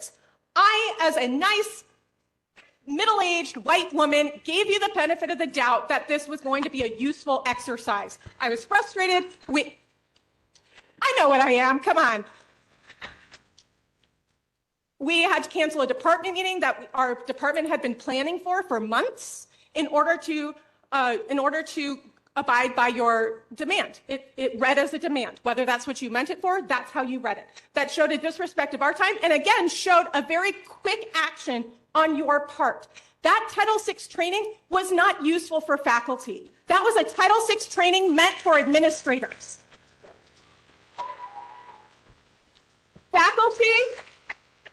Faculty were asking genuine questions about free speech. Faculty want to know what we can and cannot say without having to fear reprisals from the university. None of those questions were answered, only bullshit about reporting incidents when you see them. That was all that we got from that.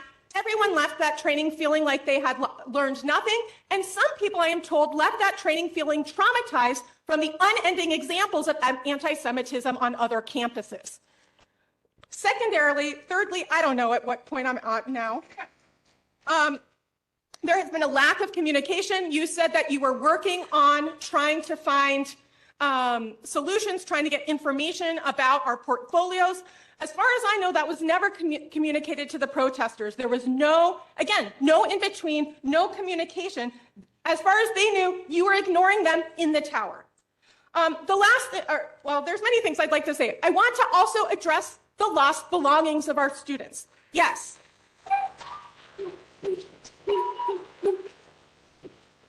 Our students are traumatized from either being abused physically or sexually or witnessing their fellow students being abused physically, sexually, and of course, emotionally. But they also have lost actual belongings. These are expensive belongings like laptops, tablets, phones. These are personal belongings, things that were meaningful to them. And the fact that they were seized and then put in a dumpster under armed guard so that students could not get them, maybe not armed guard, but under guard, so that students could not get to them. I don't even understand that. This is their personal property, and I really hope that whatever movements you move towards, in addition to giving amnesty to all students, would also include helping them recover their belongings, even if that means the university takes a financial hit to do so.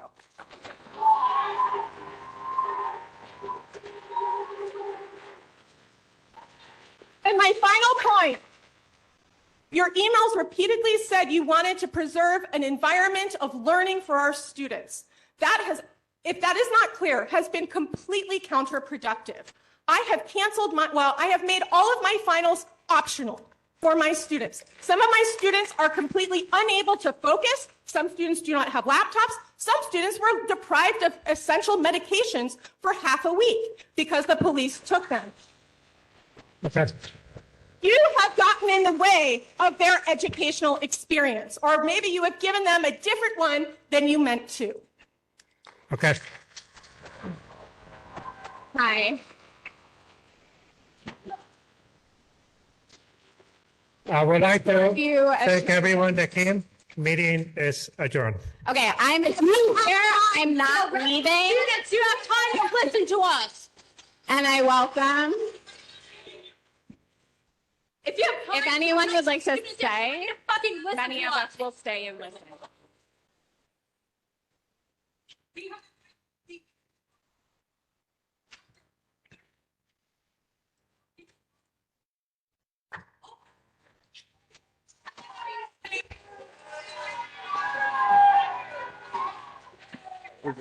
It's our We have given you guys a lot of time.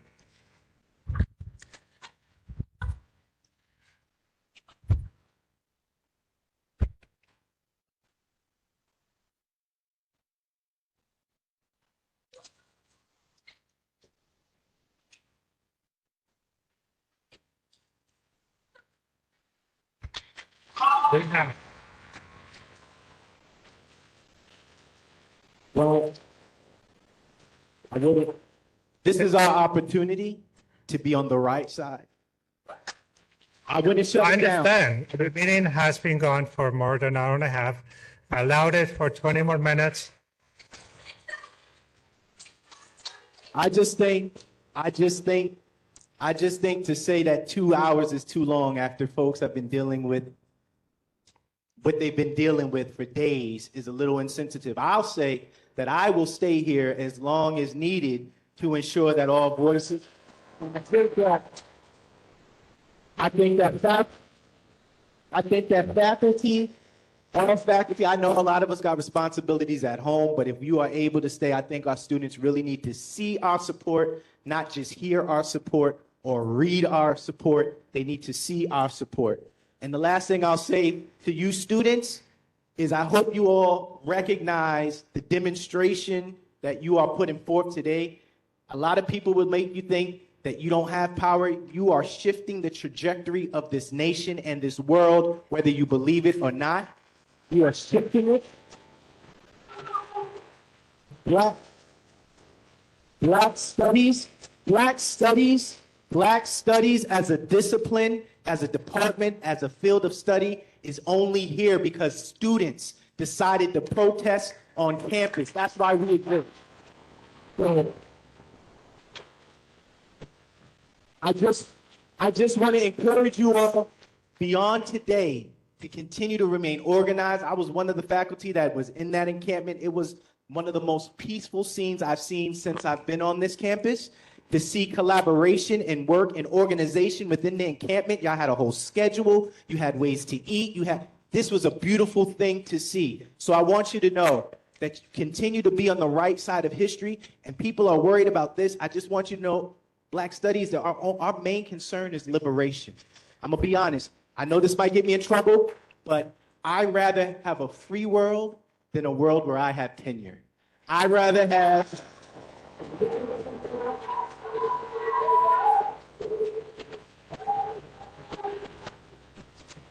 I'd rather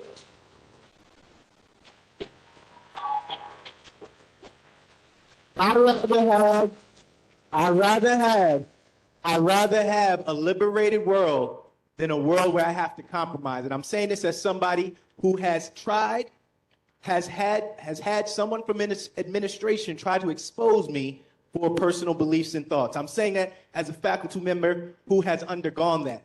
But I stand steadfast on the fact that I believe in liberation that much. Liberation is more important to me than tenure, than anything that this university can give me. So I'm willing to stay here so that you all know that you have at least 1, 2, or 3 faculty members that'll ride this out with you until the end.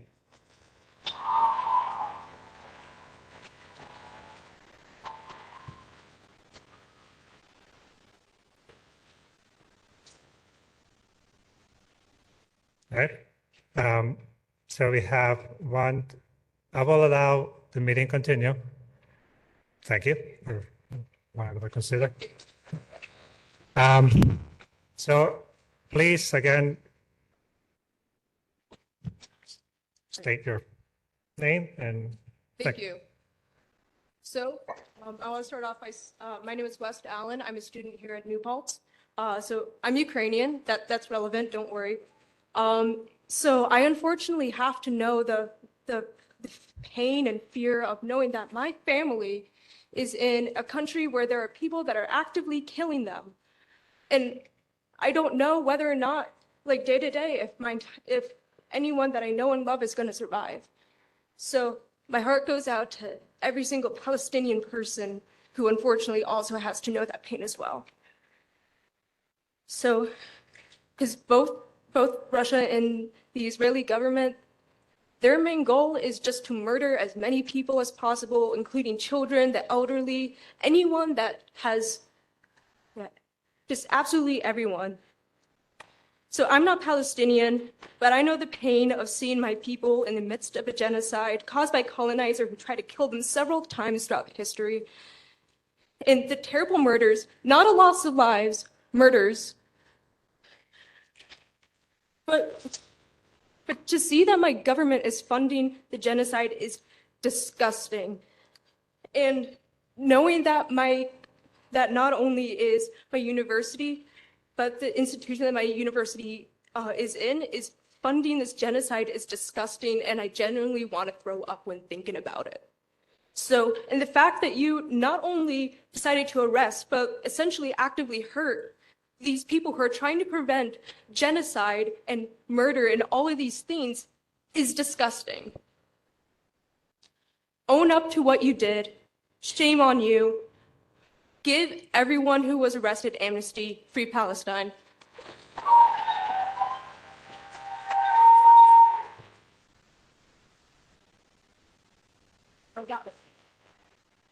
Hi, my name is Miriam Marks. I'm a 2017 alumna, and I am a biology lecturer here at SUNY New Paltz, and I'm Jewish. I actually, just over a month ago, had a Jewish wedding, and my husband was terrified at the idea of me going to work because of what was happening at Columbia.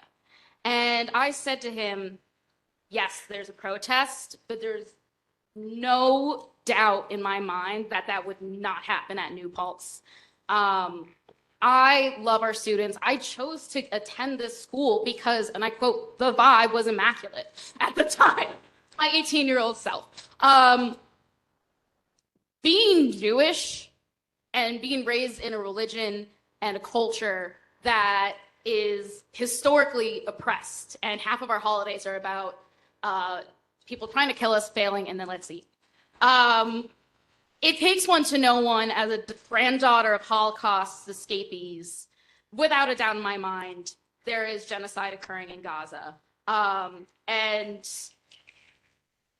it is so terrifying being up here. I am so sweaty because having lived in the deep South for years in an education field, I had kids drawing swastikas on desks. I had the ignorance and the experience, and I've had a sister who's been asked if she actually had devil horns. Like, sincerely, anti-Semitism is prevalent. And having a 100-page PDF sent over the summer of performative / good-intentioned research into the anti-Semitic experiences of individuals on campus, appreciated, but switching to kosher meal options isn't enough. You don't have all of that in your control. And I, with the deepest empathy, can only imagine the positions that you guys as higher ups are in with so many pressures from students, faculty, bosses. Like, I understand that you are the villains in this story right now, and that can be, I can only imagine, incredibly difficult. However, the fact that I just have accepted the risk of being Jewish, and Professor Chowdhury has accepted the risk and embraced the risk of being Muslim, and trying to be as open about it as possible in an area and in a place where it's not going to be guaranteed safety. Regardless, the safety of faculty, of students, before this has always been in question. And this is not a problem that just came out of nowhere. This is something that is systemic, not just in New Paltz, but I think sincerely, like the second I heard about purchase, systemic. Like, without a doubt in my mind, someone higher up put pressure on you to make that call. I don't think that was just you. And while you're taking the hit for it, there is a problem way beyond New Paltz that needs to be addressed. Thank you. Wait.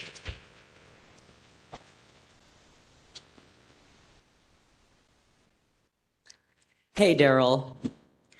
My name is Vivian Knaus Frenzer. I am arrestee number 56. And thank you. And I have a question. What the hell are you writing in that notebook? Every single time this man has come out from day one last Wednesday when he showed up to our encampment with false promises, he had that little notebook writing down God knows what. And I want to tell you one thing that you should write down, that when I was arrested and I was violently pat down, not one, not two, but 3 times, where I had my nipples pinched, my crotch grabbed, and when the police officer inevitably found out that I was transgender, showed open hostility towards me. Where the fuck is that in your notebook? So I want to know.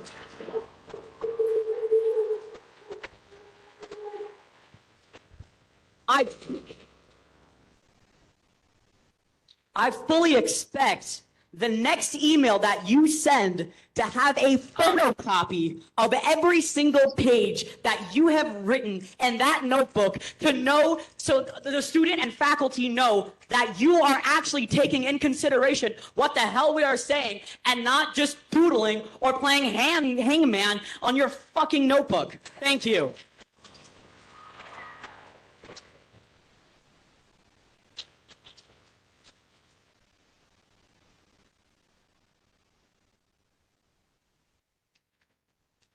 Hello. My name is Rebecca Coop-Franks. I'm an adjunct in the music department. And I just wanted to say a quick something because I know there's a lot of people that want to say something. I'm outraged by what's happened. I'm with the student body. I'm with the faculty. I've been here for 13 years as a SUNY Paltz adjunct. I also live near the campus, so I was walking on the campus this day of the protest. When I walked through the campus protest, I felt like chills because I was so proud of these students. I felt so proud that they were standing up for what they believe in and they were making a statement. I did not think that the school would be calling the cops. In fact, where are the cops today? I don't see anybody here from the police department. Where's the SUNY University Police Department? Okay, so I was walking through the protest. Everybody was just very, very intense, and there was no violence at all. In fact, the tents were down when I was walking by. And so when I heard something like this happen, I was just in shock that this would happen on our campus. And I'm here as a witness. I'm a witness that there was a peaceful protest. There was nothing that was going to hurt anybody. Nothing was going on like that. It was just a First Amendment free speech. The thing is, I think, Dara Wheeler, that you should learn is to read between the lines, not always go by the book. Okay? That's my suggestion.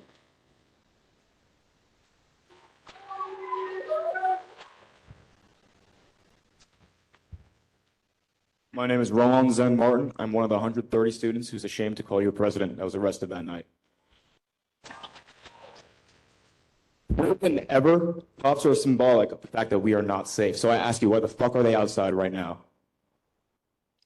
We are angry, but we are peaceful. You do not need bodyguards. We have riot steps. If you haven't seen them, they're uneven, and they're used at choke points to make it easier for the cops to come in. We have them here still today to remember the brutality that occurred on our campus. But you bring the police back here, and they're back to doing their job. You say you don't want to protest at graduation. As a graduating senior, we do not want cops at graduation.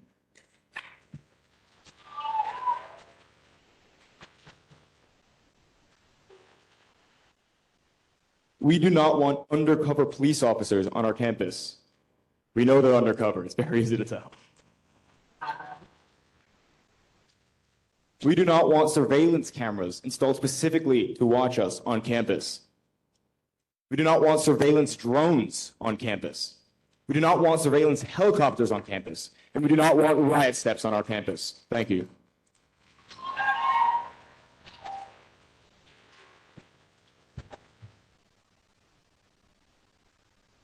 Hi, everybody. I'm Beth Wilson. I am the lecturer in art history, a 30-year contingent on this campus.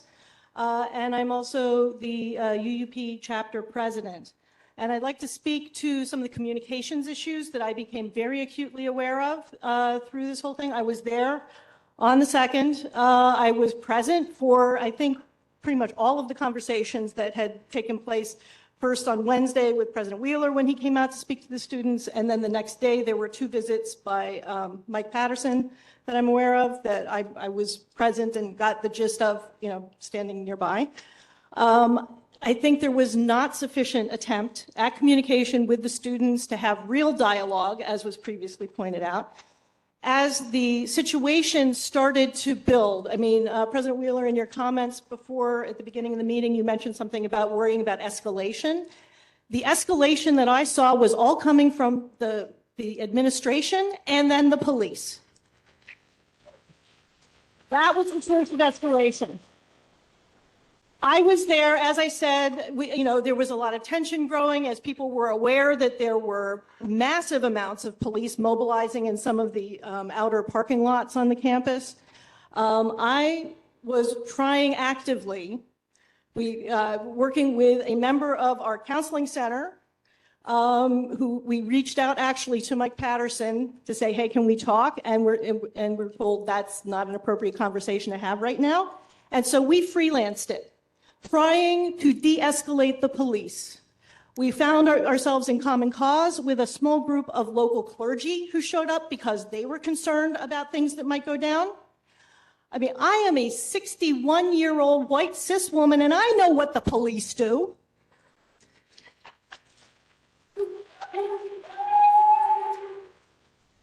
And I will tell you that we attempted to make contact with the police. We had our little group. There was one community member who was just absolutely brilliant, who had lots of previous, street demonstration experience and talking to police and whatever. And we were kind of splitting up, trying to figure out where they were coming in. I happened to be present when it was a SUNY New Paltz police vehicle that drove up to make the announcement to the students. It seemed to only have state police in it, however. It didn't look like any of our officers. I was looking at their badges. They had a half-assed speaker mounted on the top of the truck about 40 or 50 yards away from where all the students were. Everything they said through that speaker was garbled. I walked up to the vehicle and I said, excuse me, officer, can we clarify? What are you asking for? What are the demands? How can we communicate this? We were running back and forth to the students, to some of the student leaders, to try and communicate what the orders were, what the expectations were, to try and de-escalate the whole thing, to try and slow it down. It became rapidly apparent that there was no de-escalation. There was no one from the college there to help try and facilitate that, just us freelancers, thank you. Okay? And, ultimately, the cops just had this absolute stone face, and it was quite clear that they had their marching orders and they were coming in. And it was one of the scariest damn things I've ever seen on this campus. Hold on. The scariest thing I've ever seen on this campus was a group of like 70 or 80 cops marching in file to head into the Parker Quad in full riot gear with attack dogs, with helicopters, a helicopter and 2 drones buzzing overhead, with undercover cops all through the crowd. My favorite was the guy on the stolen city bike. Did you see him? How'd you get that city bike? Oh, yeah, because he's an officer, that's why. There was an absolute breakdown in communication. There was no discussion. We attempted to try and establish something, but the police, I should not be too surprised, were not actually into it. So. Yes, thank you.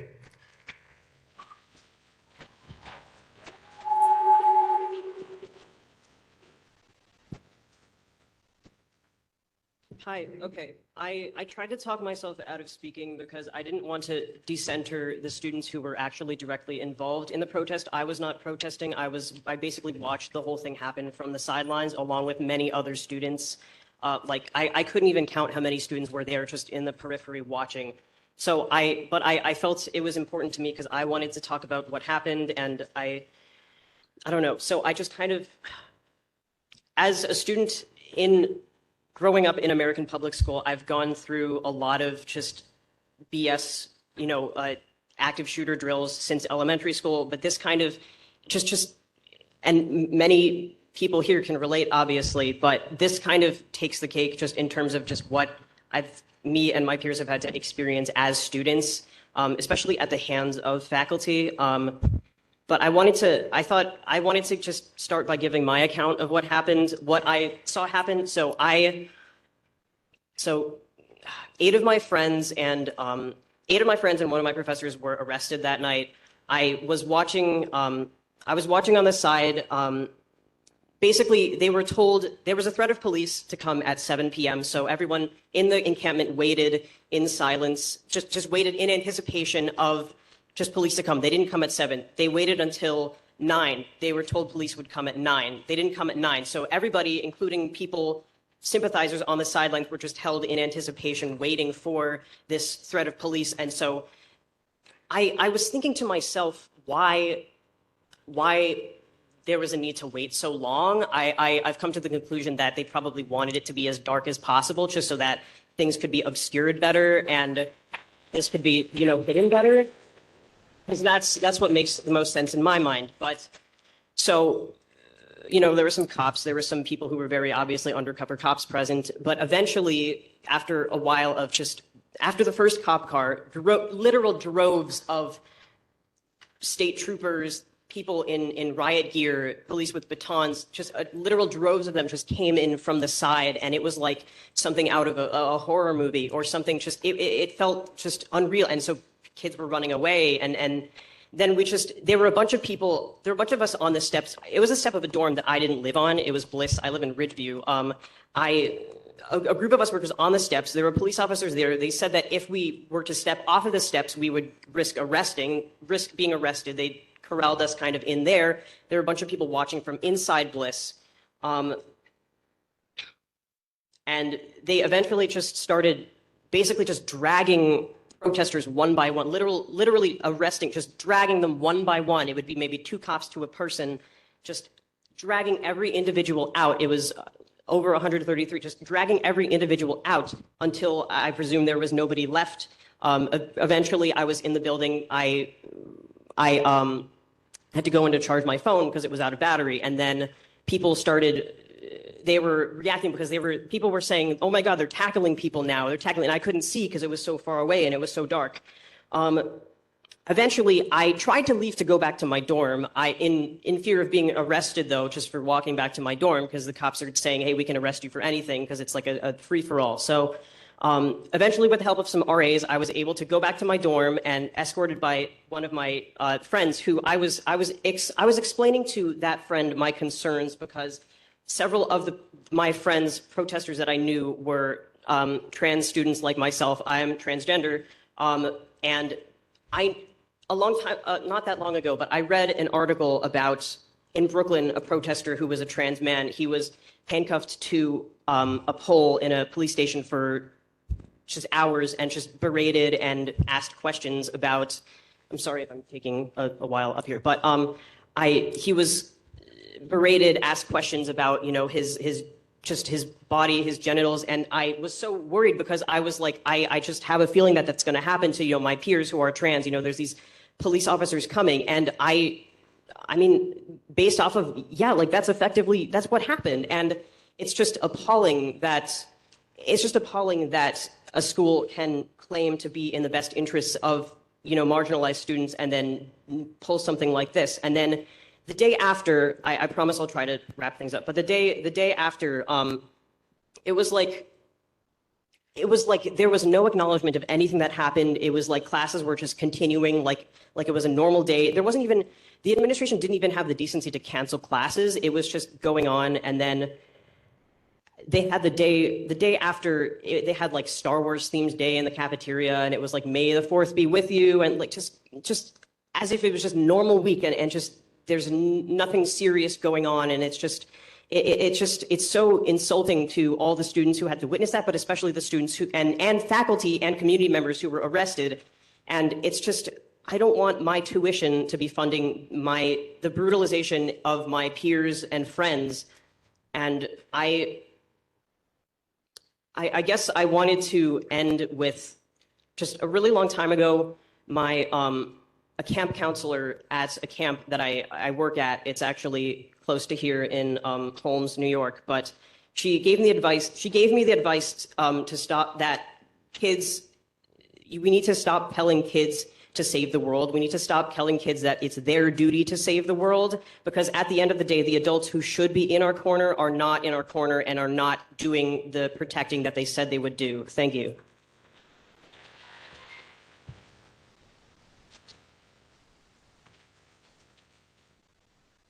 Go ahead. Hello, Wheeler. My name is Rudia Dalton. I am a proud art history and Black studies major. Most importantly, I'm a freshman, a Black one.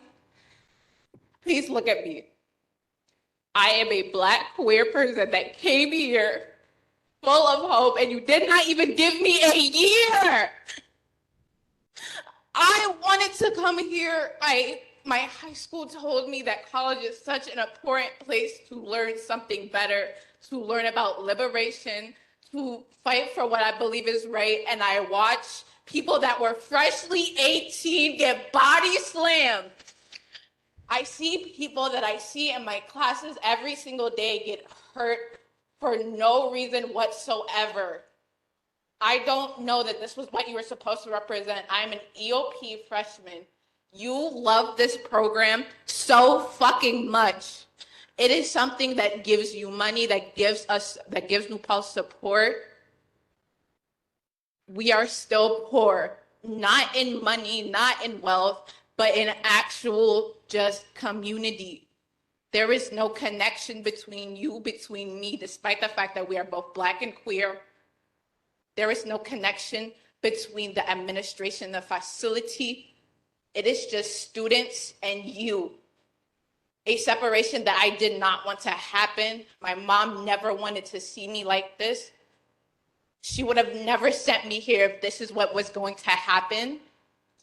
My father would have absolutely been enraged by seeing what has have done. He is a veteran, but he would have never wanted the government to have, he would have never wanted this to happen. I would have never wanted this to happen. I would have never wanted to see, but I saw. I would have never wanted to stay in my dorm for 4 hours to make sure that my friends are okay, because they weren't. They were stuck somewhere else because God knows if they were outside, they would have been arrested, brutalized, and maybe not even be able to see. I don't know. And I really don't know if I could stay here. I don't feel safe. I don't know if I could continue my education here. I honestly kind of regret coming here. I wish I just stayed, maybe a CUNY system, but then NYU still hurting, so maybe a CUNY system would fuck me up too. I don't know. But I just want to let you know that I'm probably maybe the youngest, I don't know. I just became 18. I've never been disappointed in a grown-ass adult than I've ever been in my entire life. Please, I want you to know that I hope the people, the police officers that were afraid of children, they get their jobs removed. I hope the people that are outside this room right now that are scared of literal children, people who technically can't still be in their pediatrics office because it's 21, that they can still see, that some people can't even rent a car in some states, that they can still know that police officers are afraid of us. I need you to make them not. Well, I don't know if they cannot, but I need you to just not, please. Thank you.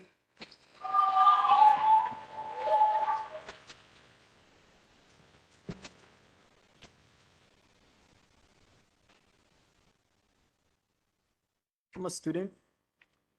I'm gonna make this short and sweet, or I guess like blunt and bitter. But one thing somebody had mentioned before that I feel like I keep hearing brought up quickly, the water bottle thrown. Obviously, at the water bottle thrown at the cop on the night of was quickly shut down by the rest of the group, who, in efforts to keep it peaceful, but also to insinuate that a water bottle thrown at a fully armored riot cop is violence, is similar to, I don't know, throwing a ping pong ball at a brick wall. I don't really see how that's comparable to the other violence that had happened that night. And lastly, a student who had informed me they filed for a FOIL request and that it may be approved or gotten back to by end of October 2024. This is not disclosure. And where am I going with this? Quickly, I'm sorry. This also won't be forgotten, I think is the point that I'm trying to make, that this won't be water under the bridge come this fall. I know a lot of students are graduating. I don't think that's going to mean that this disappears. I know some think that, oh, in 4 years, all the students that are here right now will not be here anymore, and this will just be water under the bridge. I don't think that's going to happen. A lot of the freshmen here are well aware of the situation, and it will most likely be told to any incoming freshmen in the fall and continuing. So if the idea here is that if we just wait it out, then eventually it'll flush itself out like a fever and no one will know about this anymore, it's not going to happen. The students here have shown quite a lot of solidarity, and I think that the information that everyone has collected is just going to keep being shared until something is done about it. So the responsibility is on you now.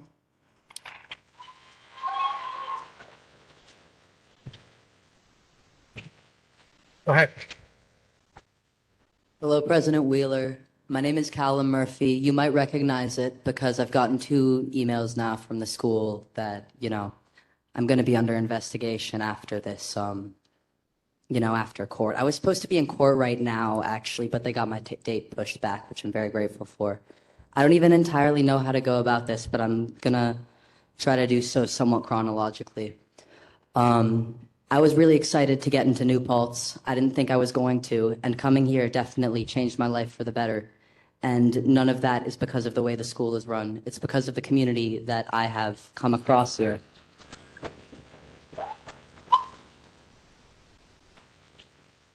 And a few months before this, tensions were still high on campus, and there wasn't really a good place to talk about it. And I remember feeling incredibly outraged about that and really isolated because I know that a lot of people share the same values and sentiment as me. And yet I've never seen a proper open discussion allocated for that. Meanwhile, soldiers from the IOF were allowed to come to our school.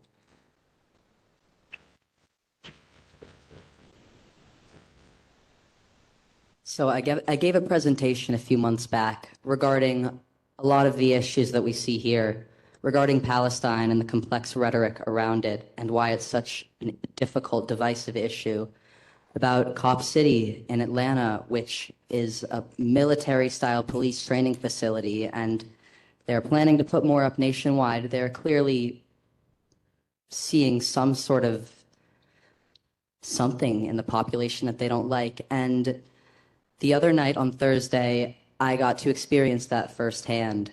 Something my teacher had to critique about that presentation when I gave it is that it wasn't very organized and that I didn't follow up on the point, how does this affect our civil liberties, which was a point that I stressed. And it looks like I didn't even have to because you've done it for me. And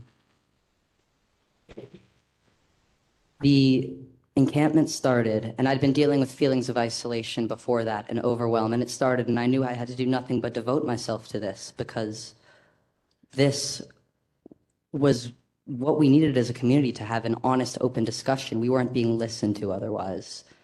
And we started, and it was the most beautiful community I have been a part of in a very long time, and I've never felt so welcome somewhere in such open arms and been valued just as somebody to share time with, in a sense of a community. It was beautiful.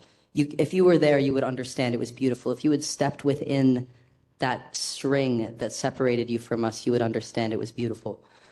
And we were threatened later with something. We didn't know what. We came to find out that a few hours later. By that point, I was afraid, and as was everybody else, of what was about to happen to our campus. And rightfully so, apparently.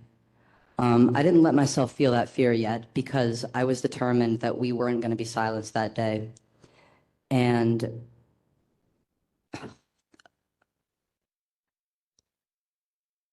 I don't entirely know how to even discuss all of this in a manner that's timely. I'm never going to stop having things to say. But I remember being locked in the chain, and I still see what I saw then. I still hear what I heard then. I think about it too hard. I see crowds running back after police lunge at them. I remember being scared that my legs were going to be trampled because canines were barking and lunging at people, causing them to fall back. I didn't even know somebody got trampled. I couldn't see very much, but I could see the line of officers with batons making their way down our chain, picking us off one or two at a time every 5 minutes and standing over menacingly. I was linked up next to one of my classmates, and I was linked up to a girl that I'd met 3 hours earlier, and I felt immensely protective of both. I remember sitting there for 3 or 4 hours, and when I was arrested, it was... Relief is a bad way to say it, but I knew that this would go down as something that would not be forgotten, and this sacrifice would not be for nothing, not for any of us.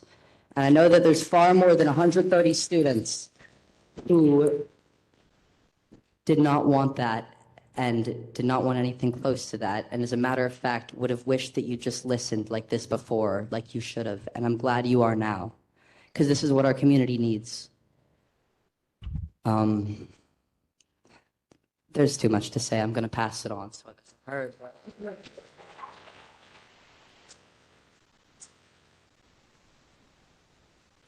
As Callum said, there is a lot to be said, and I could say a lot of things. I could talk about how my best friends were dragged away from me. I could talk about how I saw one of my friends getting sexually assaulted by a police officer. I could talk about how a police officer grabbed my ass and was fucking grabbing it in the line when I told them repeatedly that I had nothing in my pockets. I could talk about that, but instead, I'm going to talk about the fact that you have not listened to our demands for divestment and disclosure. I was one of those arrested, as I've previously stated, and I firmly believe that the reason that you brought the police to our campus was to protect your financial interests, as well as the schools. On top of that, I would like to address the fact that nearly everybody up here that has come up here, has asked why you didn't apologize and how come you haven't taken proper accountability for what has happened. Well, I can give you the answer. The minute that you apologize is the minute that you admit to wrongdoing. The minute you admit to wrongdoing is the minute that the lawsuits roll in. I want you to understand that. I want you to look me in the eyes and understand that. Right now, sitting there, saying nothing, you are still protecting the financial interests of this organization, of this school, and I don't know if I can continue to give my money to that. So, Mr. President, if you would sincerely like to apologize, I encourage you to come up right now. Come up.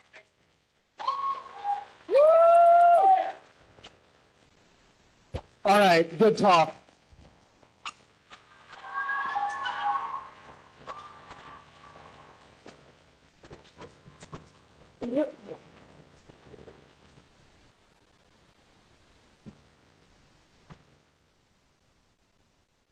So now I'm fortunate enough to start my speech off by saying shame.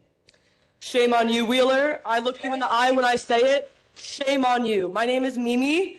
I was fortunate enough to be a part of the encampment. I was fortunate enough to be blessed with that sense of community, to be blessed by the presence of educators, of artists, of music, of some of the most beautiful community-based event planning I've ever seen. And I'm a proud Jewish student on this campus. I stood in that encampment and I led a prayer to follow my Jewish culture, my Jewish heritage. Judaism is about beauty, Judaism is about community, and Judaism is about not murdering in the name of my religion. I led the mourners Kiddush for the names of every single child that's dead in Gaza. And I said the mourners Kiddush for every single parent that's going home, that's going to sleep without their children, for every child that's going to bed without their parents.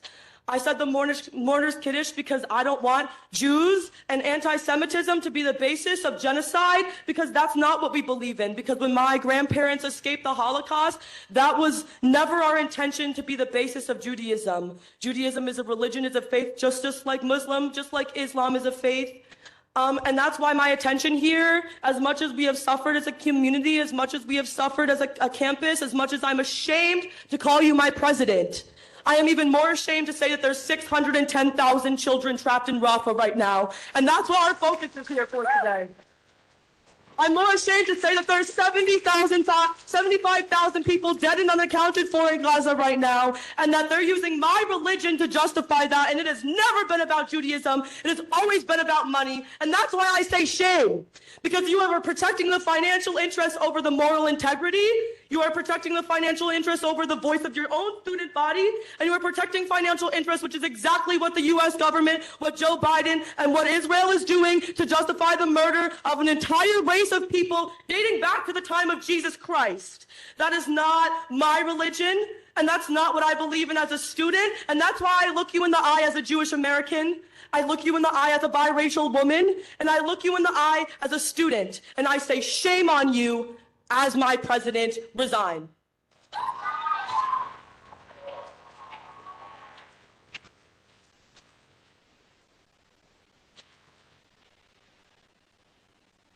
Hello.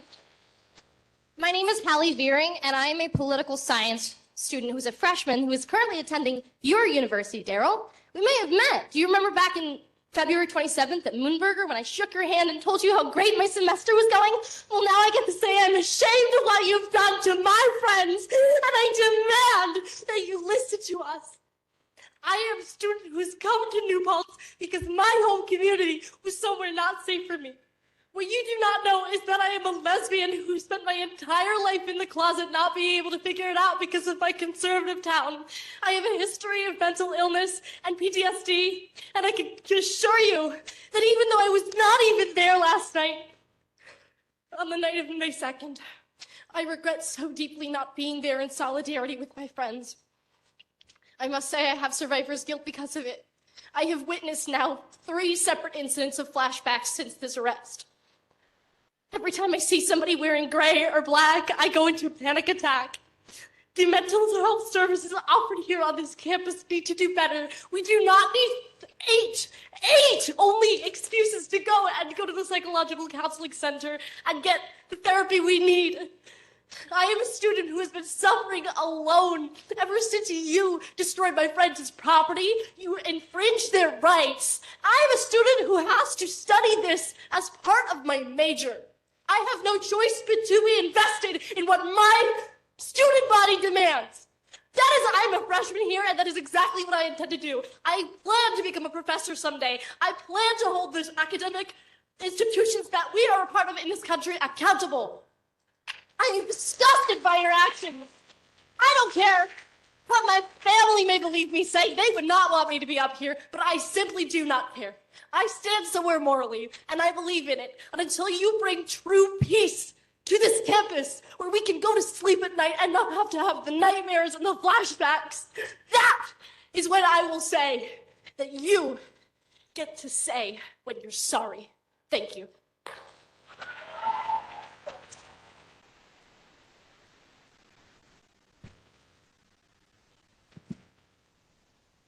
I wasn't planning on speaking. I don't have anything written down, so I'm going to try and make this short.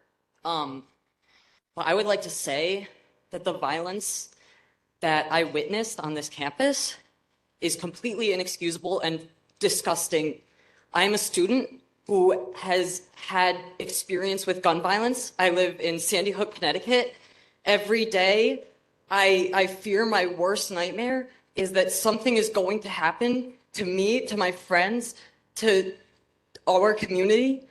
I have felt safe on this campus, thank God, up until this past Thursday when I had to hear screaming, running. I was in the encampment earlier in the day, but I left because I was so terrified. I didn't know what would happen to me if I had to look down the barrel of a gun of a police officer pointing it at me. I was terrified, so I couldn't be a part of it. I tried to do what I could, and I stayed on the outside, but the running and the screaming, I will never forget. All day Friday, I sat in my bed, and I barely left, and I shook, and I cried, and I went home this past weekend because I had to distance myself from this campus, a place where I want to live and feel safe and feel protected by my community and the administrators and the adults around me. And ever since that day, I have not felt safe like I have before.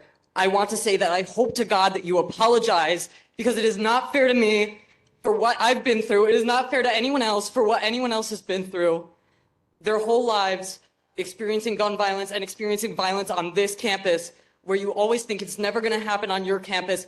And you not only allowed it to happen on your campus, but you let the police brutalize your students. There were guns, there were big weapons, and I was terrified. And I don't think I'm going to look at this campus the same ever again. And I hope to God that you let every single student speak and tell their story, because you have no idea what anyone has been through, what they've experienced. And I just want to say shame, and I hope you apologize, because it is disgusting what the students of your school have had to go through.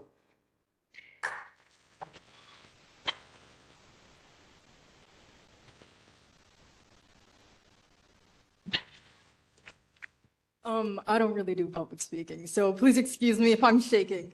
My name is Noah Cruz Hernandez, and I would like to first mention that I am a Salvadoran American first-generation college student on this campus, and that the Palestinian struggle is my struggle as well, because displaced Palestinians are a huge population in my country.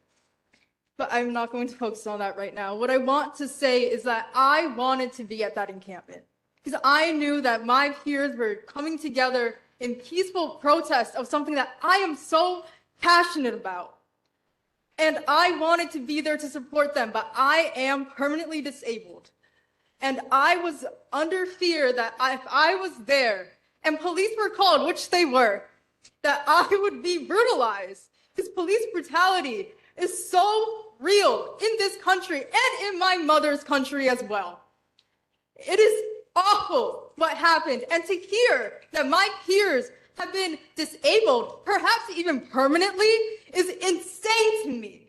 Because that goes to show that what little motion I have in my arms right now could have been depleted entirely if I was there that night.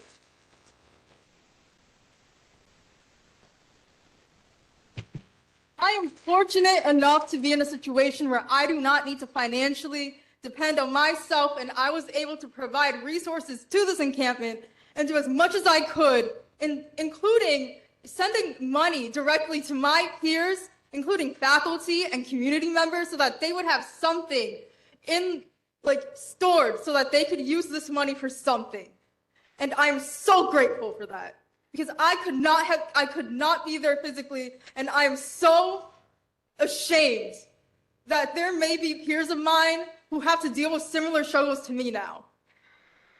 And I know that I am not incredibly respected on this campus as a Latina in this country in general, because I have seen whiteness perpetuated time and time again on this campus, and struggles from especially my Black peers not being listened to.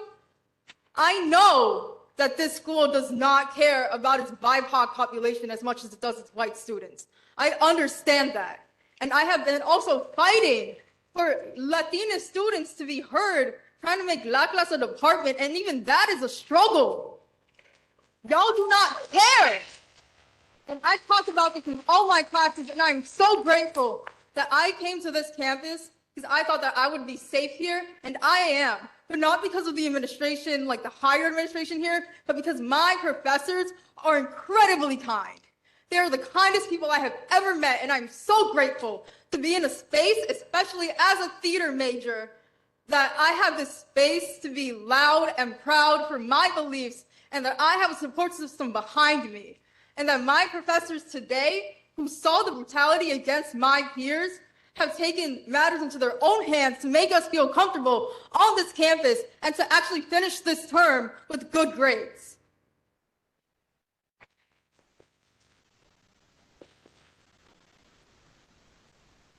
All that to say that you have ruined some students and not some, many students' lives. Genuinely, you have. And I am so sorry to my peers who have to be disabled in this moment and maybe for the rest of their lives, because I understand how disheartening it is to live with something like that for all your life. Shame.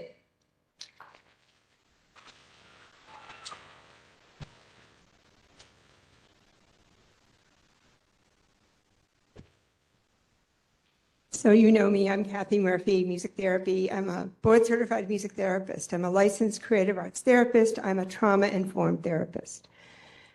Statistics about trauma in this country suggest that 85% to 92% of the people in this room are victims of adverse childhood experiences. And now many of them have been re-traumatized. My code of ethics, I would lose my license. I would lose my ability to practice. Dr. Wheeler, I believe you are a social worker, or at least you have training in social work. I believe that I have to believe that you understand the impact that this trauma has, and it's not going to go away, right? We know that trauma does not go away. We figure out how to live with it. I'm concerned that there are not enough mental health counselors on this campus, and I'm concerned that they are all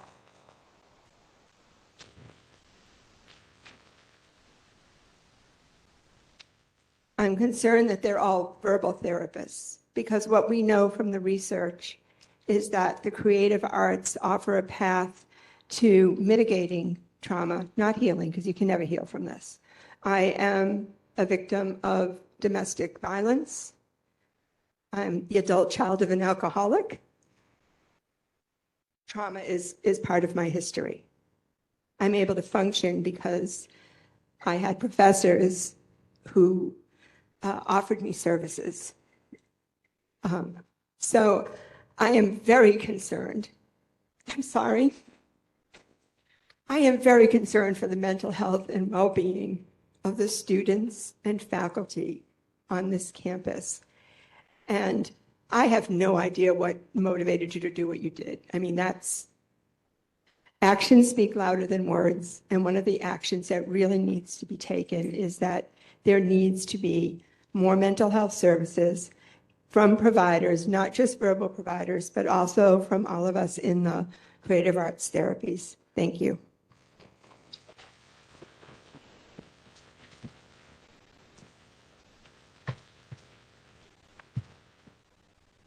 Hi, good afternoon. My name is Madison Meadows. I am a freshman. I am a geology major. I am a protester. I am a student. And most importantly, right now, I am not proud to be a hawk, which is something that I really thought I'd never say up until now. President Wheeler, please look up from your notebook and look at everybody in this room. Students, community members, your faculty. As I said, I was a part of the protest, and when I say that it is the safest I've ever felt on campus, I am not lying. It was a nonviolent, I repeat, nonviolent protest that you used violent police officers to disband. Later that night, outside of the encampment, I watched my peers, people that I personally know, be violently dragged against the dirt of Parker Quad before my very eyes. The entire time I was on the phone with my boyfriend, who lives on Long Island, and he saw my face as I helplessly watched everything. I heard everything from my dorm in Gage Hall. I heard the screams, the batons rhythmically clapping against their shins, the dogs, the canines barking. Everything. They are permanently ingrained into my memories. Eventually, I stood at the front of the building, watching my peers and friends continue to get dragged. In the words of a tweet that I saw about yesterday morning, I got brutalized by cops in riot gear and arrested with my face shoved in the dirt during encampment. I love my campus. My lab partner from last semester eventually posted pictures and different angles of students, some of which are my classmates, being brutalized. I did not sleep that night. I cried for my community. I cried for my friends. I cried for my peers, and I cried for Palestine. Friday morning, 9:30, nearly 12 hours after the police arrived on campus. Out of the nearly 30 students in my Introduction to Philosophical Problems class, 10 attended, 1/3. That afternoon, when I told my father about how many students were arrested, the only thing he said in response was good. I am disgusted. I am so disappointed to have my father say that, someone that I used to look up to. Monday morning, my geology professor said that he did not believe that he would make it through our final lecture, and his voice broke. I got chills. The pain in his voice broke me. We are being made fun of on Twitter as we speak. We are mocked by Zionists, and we are mocked by Charlie Kirk, the president and founder of Turning Point USA. Daryl Wheeler, you not only hurt those arrested and assaulted, but you also hurt the majority of our students, our faculty, and community members. We want an apology. Like most others said, the words "I'm sorry" and "I apologize" were not seen once in your 5-paragraph email. Say that you are sorry and give us the apology we so sincerely deserve. Thank you.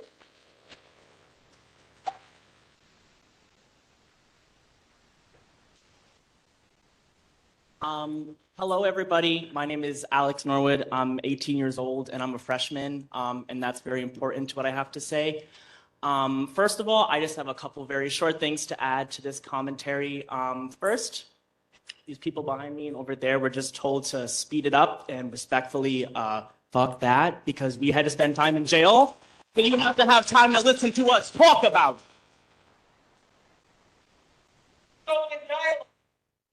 Yes, thank you. Second, I want to say that I got here an hour and a half late, so I want to say thank you to everybody who spoke before me and everybody who made the sacrifice of getting arrested and for protesting when I couldn't be there on May 2nd. So thank you to all of those students. And I also want to make a separate note to say thank you to the faculty and that were there, because that speaks volumes, because the faculty are the face of this university, not you, or anybody in this administration. The students and the faculty are the face of it. And we're sitting here telling you enough is enough and apologize. You looked at them and you shrugged your shoulders, dude. Like, why? What? Like, come on. Something I also want to talk about that I think is a little ironic. I don't know if anybody can see this. No. Thursday, when everything happened, I was driving home from work and I drove into the parking lot behind this camper that read the words Ulster County Sheriff Crisis Negotiation Team. Just want to know who was in crisis and where the negotiation was. Because what I saw was a peaceful protest and a violation of the First Amendment rights.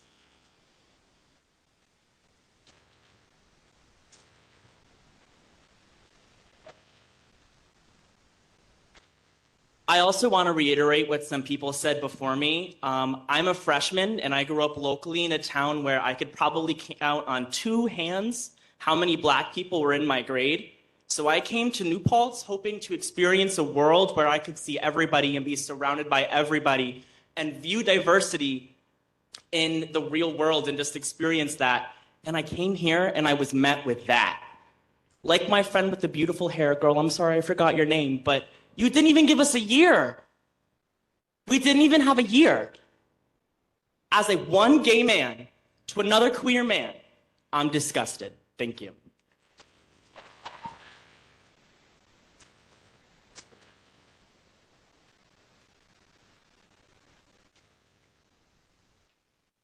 I'm Maisie Simpson. I'm a junior and I'm Student Association's Vice President of Programming. I was at the meeting with Wheeler and the President's Cabinet this morning. For a while, I've stayed quiet, but I can't anymore. First, I'm sorry to my peers in the student body for failing you. New Paltz was the only college I wanted to go to, but now I don't even know if I want to go to grad school here. I've heard numerous stories and views from my peers and professors. I don't go to many protests because I know more minorities get treated differently by police. Not only that, I stayed away as someone who sits on the executive board of Student Association in an effort to support the student body. I regret not being there sooner on Thursday. I've worked closely with President Wheeler and even considered us to have a nice working relationship. But now I'm disgusted by the brutality of the protest last week. I've been trying I've been trying to put myself in your shoes. I understand that it was a hard decision and that you can't control everything. I've read your emails over and over and over again, but the emails just keep making me more disappointed by the minute.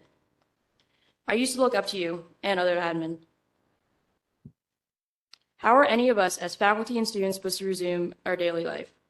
All I can think about is the safety of my peers and professors. All I can think about are the police with the batons, wondering if they will come back to beat me. All day on Friday, I only thought about how can I help the campus? What do they need? Instead, one by one, events were being canceled. Events like Springfest, the one thing everyone was looking forward to. Professors and faculty are thinking about resigning. Students' hopes are being shattered and will continue to be shattered if things don't turn around.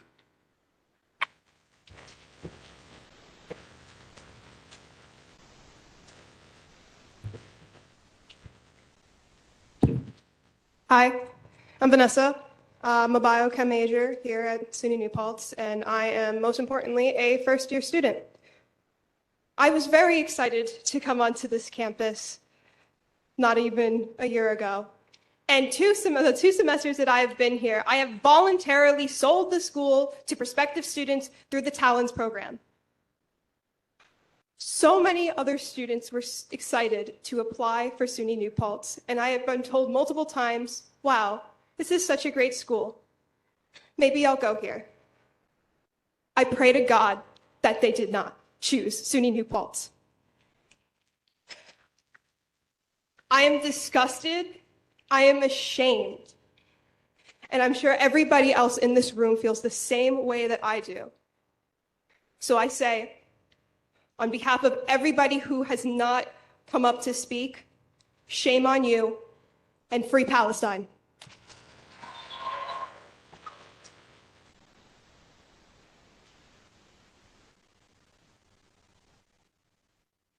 Hi, I'd like to speak to my community. My name is Janetta Bekovic, and I am a first-generation Muslim American college student and immigrant.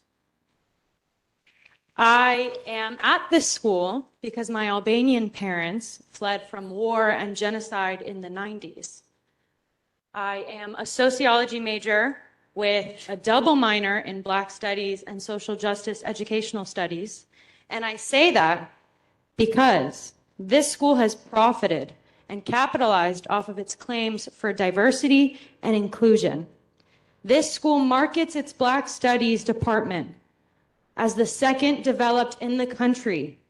Yet our president called police in riot gear to brutalize and criminalize its students.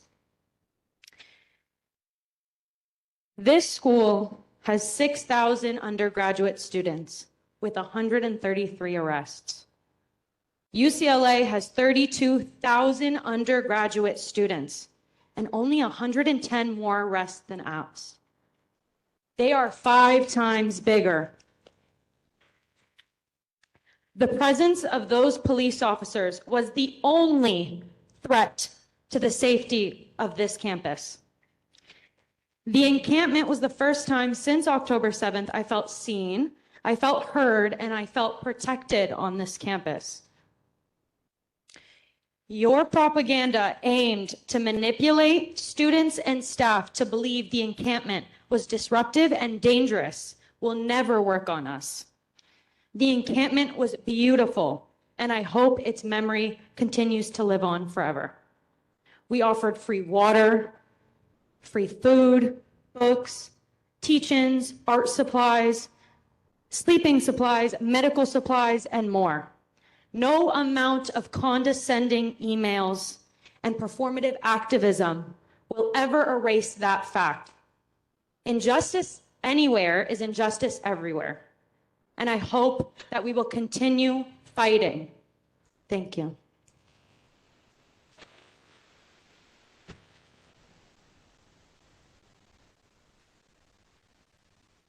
Good afternoon, fellow students, staff, and alumni. My name is Nathan Miller-Seelenfreund, and I'm a freshman student at SUNY New Paltz. Mr. Wheeler, please look up. I don't want you looking at your notebook right now. I want you paying attention to me. I shook your hand at Acceptance Students Day. You gave me a fist bump, and I felt so hopeful about the school. I grew up in a town where I didn't feel loved. I didn't feel like I had anything. And here at New Paltz, I felt like that. The encampment was one of the best things that happened to SUNY New Paltz. There was love, there was happiness, there was enjoyment. I couldn't believe what I saw. The first thing I thought about is how beautiful it was. And you sent in riot police with dogs to terrorize these students. I will never forget what I saw that night. So many of us won't. And it's on you. I know that there are other powers that are at bay, but you had the power not to call in the police. Second, the amount of mental health services that you offered is zero. Zero. I have a Zionist family, and they ridiculed me for what happened. They said, good. And I don't have anyone to talk to. My therapist is out of town. I don't have anyone to talk to about this, aside from my friends who aren't qualified, but they have been very helpful. Thank you. And I just don't know what to say. If you come up here and make an apology, maybe things will be a little different. But I don't see you doing that anytime soon. I just keep seeing these half-assed emails of you deflecting the fact that you're not apologizing. Thank you.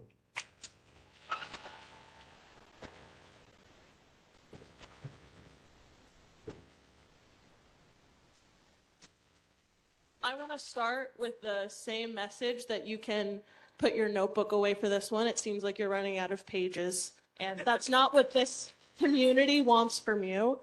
My name is Vika Titarenko. I am a first-generation student, daughter of 2 Ukrainian immigrants. And when I think of home, I think of 3 places. I think of Ukraine, I think of my home upstate, and I think of New Paltz. Thanks to the actions by you and your administration, now when I think of all 3 homes, the only thing I'm met with is a picture of violence. A picture of police dogs, a picture of Russian invaders, a picture of domestically violent authority figures, and now an authoritarian figure like yourself. The violence that you brought on this campus was completely unnecessary. Again, as reiterated by other students who spoke up here today, if you took the time to come into the encampment, you would see that it's one of the most beautiful communities that New Paltz has ever created for itself. Police escalated the violence. Previously, when you spoke, you said you wanted to hear a picture of what happened. Students here have been painting one for you all day. The drum of batons hitting me, a bystander trying to record, seeing the faces of students I love, an 110-pound girl strangled by a police officer in a neck hold. 4 police officers taking 1 student by all 4 limbs. You've heard of situations of sexual assault. You've heard of derogatory things said by police officers. And I do not believe that you did not see this coming. The behavior of police is well documented, well known, especially in the era that we're in right now. To say that this is something you had to do is disingenuous, along with all of your emails, along with all of the things you said in front of us today, completely disingenuous. I look at you with no respect, I look at you with shame, and I look at you with no trust, and I'm assuming that's a sentiment held by multiple students here. You're talking about wanting to rebuild it. One thing you can do is to actually interact in the conversations we're trying to have. You come up here with days to prepare, and you don't even know the demands like it's written on the back of your hand. You could have come up with notes, and you didn't bother. You didn't bother to know what the demands were. Again, I'm asking for amnesty for all students. I'm asking for you to do whatever you can to divest and disclose, and I do not want to hear anything you've said previously today, because I'm hoping after what everyone said, you know that it's all, frankly, a load of bullshit. So, you have the next step. You can come up at the end of this and apologize to whoever's left here. I'm assuming you won't, given the email that you sent last night. But again, we're asking for you to meet our demands for amnesty, especially now that you've said this is something that's in your power. And the demands are simple, and you have everything in your power to do to meet them.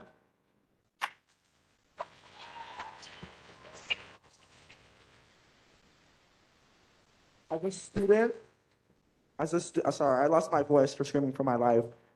As a student that was arrested, as a student that has bruises on my arms still, I am upset at you for everything that you've done. You said, oh, I don't want things to happen like Colombia. Oh, I don't want things to further escalate. But you chose to get the police here. You chose. That was your decision. I was one of the first people who were arrested. There was no action. There was no violence from the protesters. The violence was unnecessary. You brought helicopters. You brought police with riot gear. You brought people who beat up people and people getting hospitalized. How do you not know that? How did you not know that? This will forever haunt my life because I had friends, comrades get arrested and be dragged away. I saw people with zip ties on their hands that their hands were turning black and blue because the police were not listening. They would not tell anyone where we were going. I was scared that what will happen to me? If I go in that van, where will they take me? And it was 4 a.m. when I got back, and the first thing I get was one of your fucking emails. All you've been doing is sending emails. I'm done with the fucking emails. If you have something to say it to us publicly. Go in front of us all and say, I'm sorry. I shouldn't have taken that action. Instead, you sit here and when we're done, when everyone's done talking, I want you to stand right there and say a statement. Say you're sorry. Say you're take down the charges. No one deserved what you did to us. And I know maybe there are other people who are up than you, but you had the decision to call this police. You had the decision.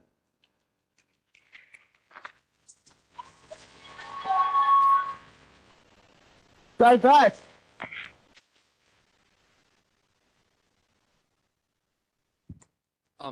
Hello, my name is Jamie Smith.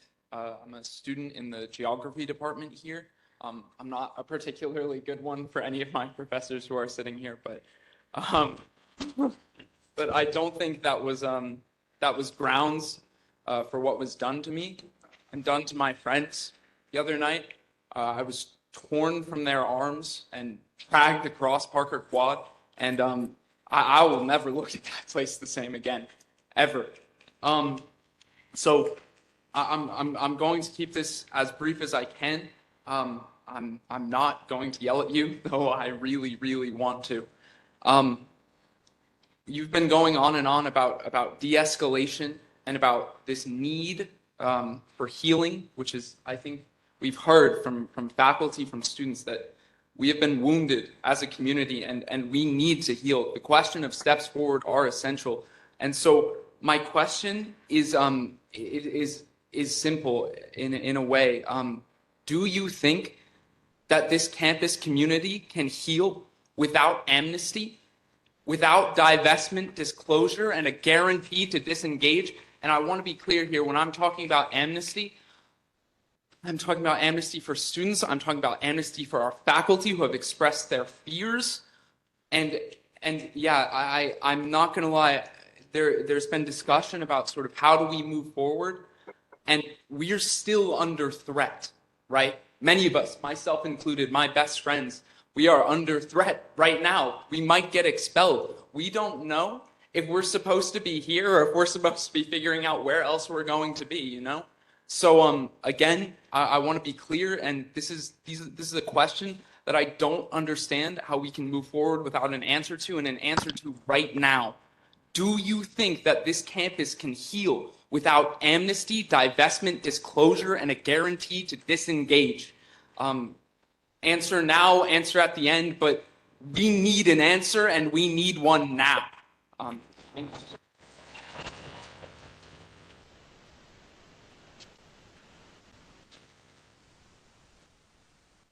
Thank you. I'll try to keep this as brief as I can. My name is Laurel Muty. I'm a lecturer in geology. Those who know me, probably not many of you, I'm not the kind of person who thought I would find myself standing in this line.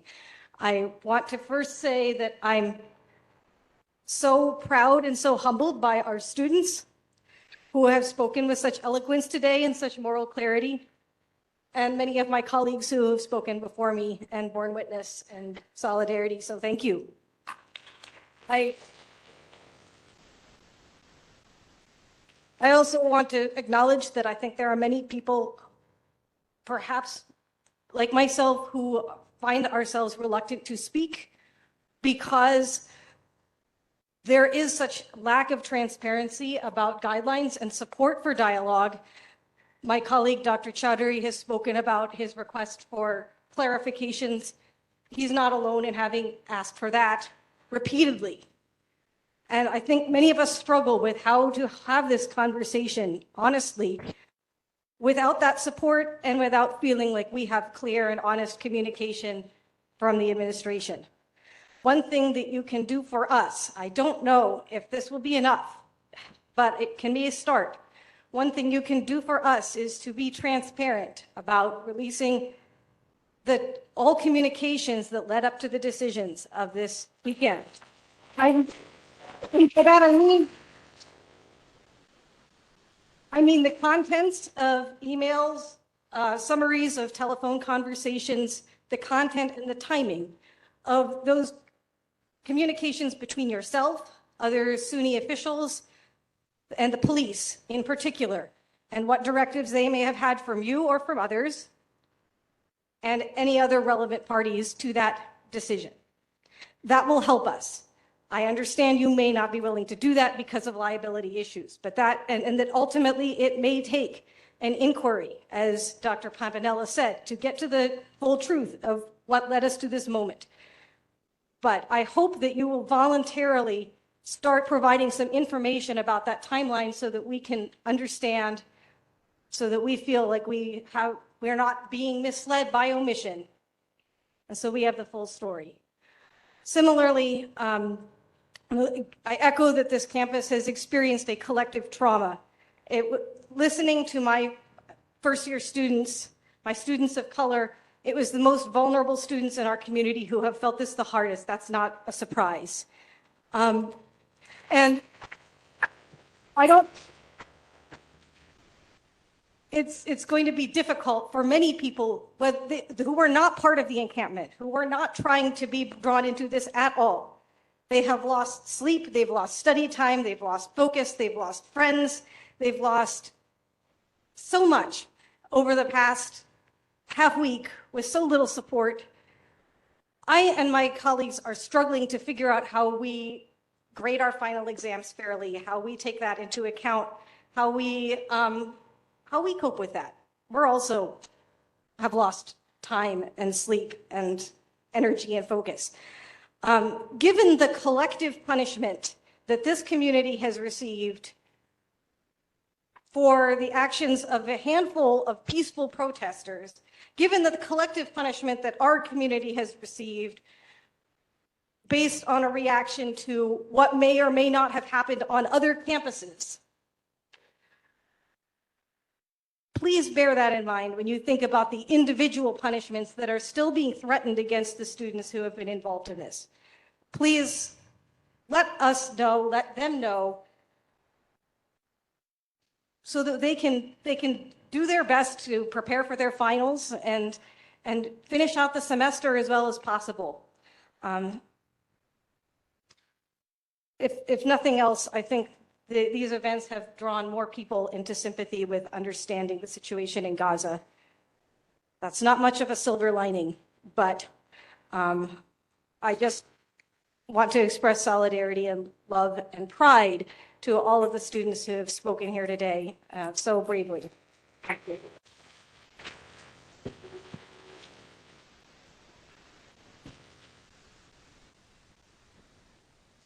Hi, my name is Elodie Voltaire. I'm a junior at New Paltz. I did not plan on speaking today.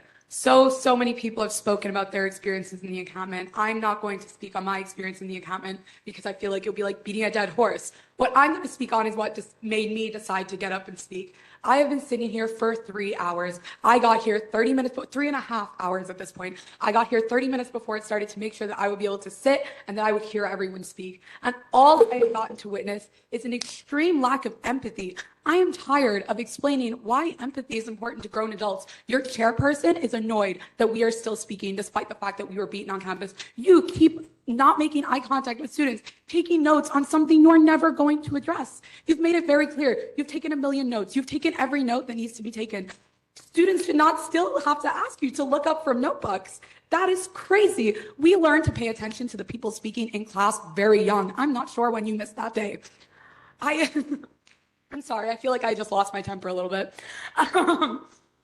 No, I am disgusted at the lack of empathy. I understand that we could not go back and redone what was done on Thursday. I understand that. Do I agree with what was done? Obviously not.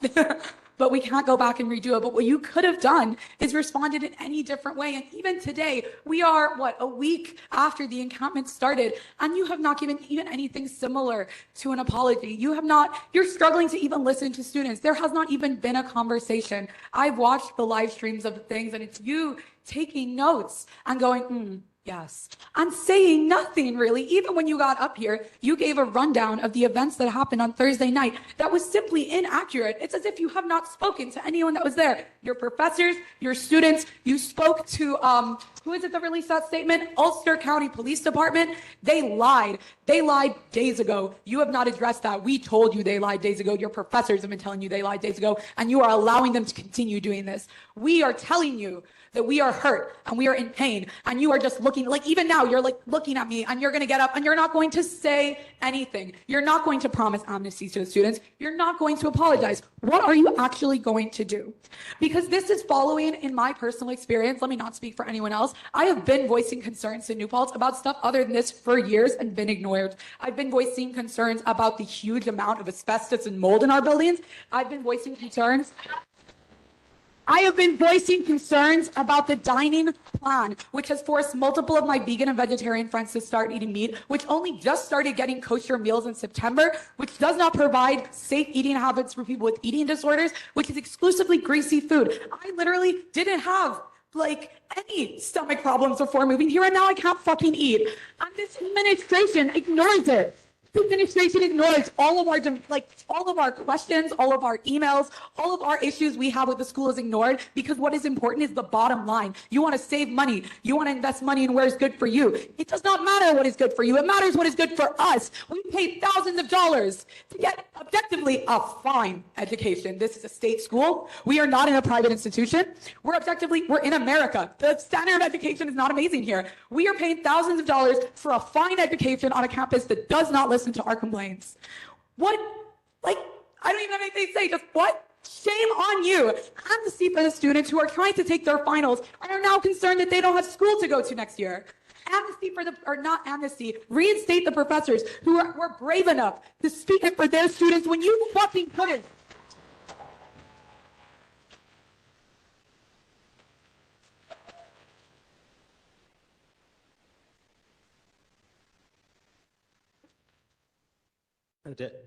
Hi, Daryl. I was there that night until the end, until the cops had arrested everyone in the human circle at the encampment, and then they charged us off of Parker Quad. I feel traumatized by that, and I wasn't even arrested. I went there with friends who were arrested the next day, and they broke down crying. It's been a pain and a trauma inflicted upon our campus. That's your fault, but more than that, I'd like to say that if you take the idea of that pain and multiply it by 10, by 100, by 1,000, by 1,000,000, by some unknowable factor, and maybe you can begin to comprehend the pain that the Palestinian people endure every single day and have been enduring for decades.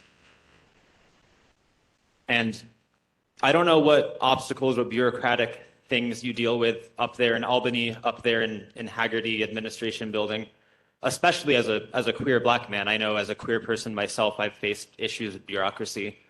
But still, how can you sleep at night knowing that you are complicit in genocide, knowing that your actions are helping to fund the infliction of that pain, that trauma, that suffering, that murdering onto an entire country of people? I ask you this. Are you a coward or are you evil? Are you going to get off your ass and actually do something? You have power. You are the president of a school.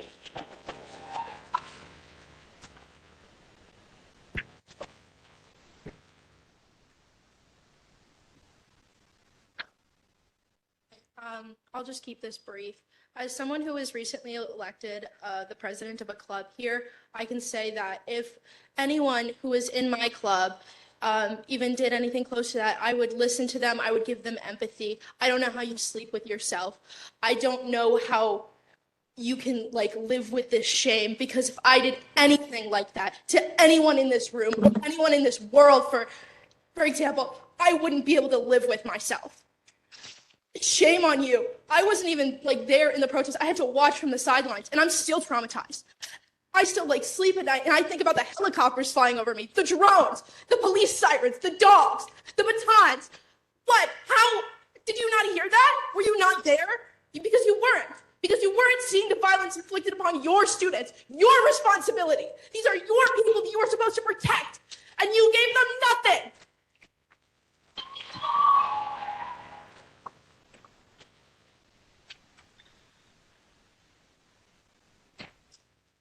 Hi, my name is Calmado Lopez. First, I want to address, sorry, what's your name again? Hi, you said this meeting was being recorded. Is there a plan to release this anywhere so people can know what President Wheeler has been addressed?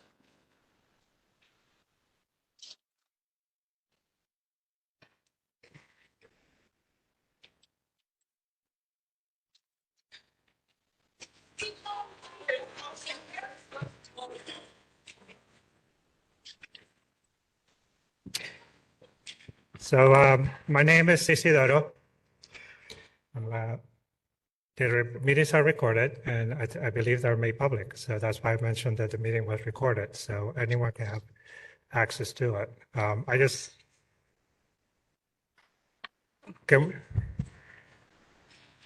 I will.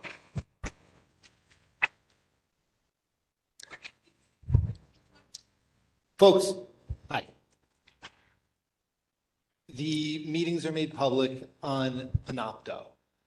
New Paltz, it's a streaming web service, the streaming video service for campus.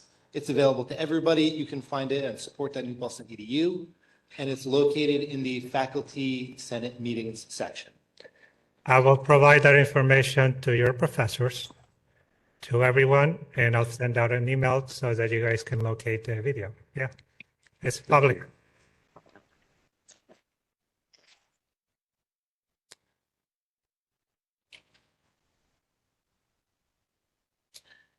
Okay, can we, do you have a statement, and then you have a statement, and then I'll write it down? Will that work for you? Thank you. Yeah, my second question was, is there a plan for President Wheeler to directly address these questions or these statements, or is he just incorporating it into what he plans to do next? Is there a plan to directly respond?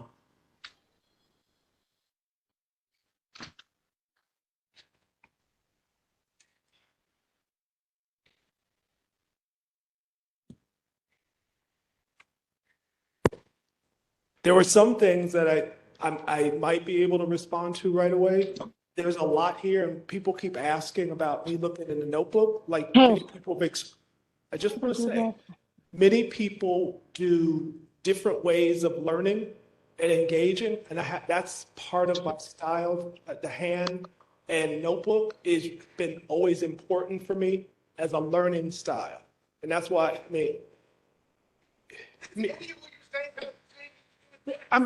I'm there. Yes. Okay, clearly today I am going to take my notes and then come back to you. No, I can't do it today.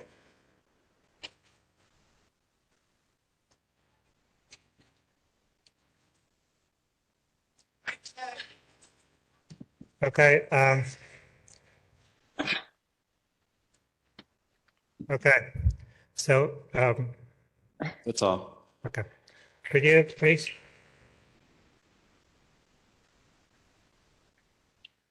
I am back again for the last time today. I would like to further comment on my experiences because I was not one of the peaceful protesters in that circle. I was one of the jail support cars, making sure those students got back home safe that night. Did you know that I could not keep up with the police because they were going 15 to 20 miles per hour over the speed limit late at night? That I could not check for deer or other animals who I've seen countless times active in the New Paltz area, and that no one else was on the road and there's no reason for the police to be going that fast? Did you know that they were speeding up and slowing down really quickly as if to get me to crash into the back of the van of peaceful protesters? Those vans do not have seatbelts in them. One of my friends notified me. I cannot envision a world where not only the police brutality, but the fear of no one knowing where they were being taken or what would happen to them after their own institution arrested them for trespassing on the campus they pay for could be considered protecting your students. Amnesty does not come with a deadline. Okay, I've asked Rosie, Free Palestine. come Thank you. here.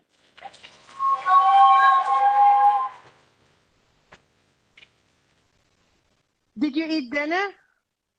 Thank you.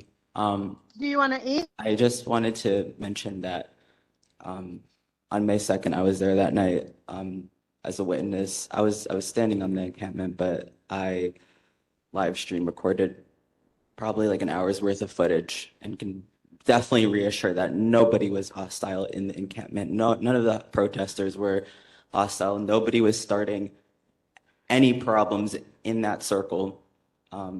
But I have a question for you, Wheeler. Do you recognize your privilege in this stance? Do you recognize the privilege that you're taking here on this campus? Not everybody has that privilege to just sit and watch from the sidelines like you get to do. And it's really disheartening and really disappointing to see somebody, you know, as a Black gay man, I am too. I'm an Arab Black trans man on this campus. I've been experiencing a lot of my own oppression on this campus for the past 3 years as a junior now. And I just want to see support from somebody who's going to actually stand up and actually going to stand up for the rest of our community as well. There is nothing but peace in that circle, and there is nothing but community in that circle. And I feel like so many people here are using their voices to say that, and we need to actually get somewhere with it. You need to actually wake up and open your eyes to what has happened that night. And it's really disheartening to see that somebody who is supposed to represent the community of New Paltz just turn a blind sight to it. So I really just want to ask you, and I want you to answer this right now. Are you seeing your privilege in this situation? You're seeing your privilege. You said that with yes. Okay. Thank you for seeing your privilege, but you still need to support the rest of the students on this campus and actually give us transparency and a clear answer to why are you ignoring us? Why are you ignoring our demands and our need for divestment? Thank you.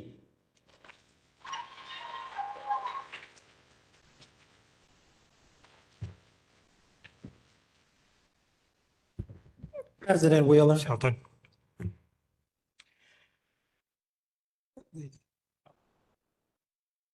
I take this opportunity to share a few things. I don't have any more questions.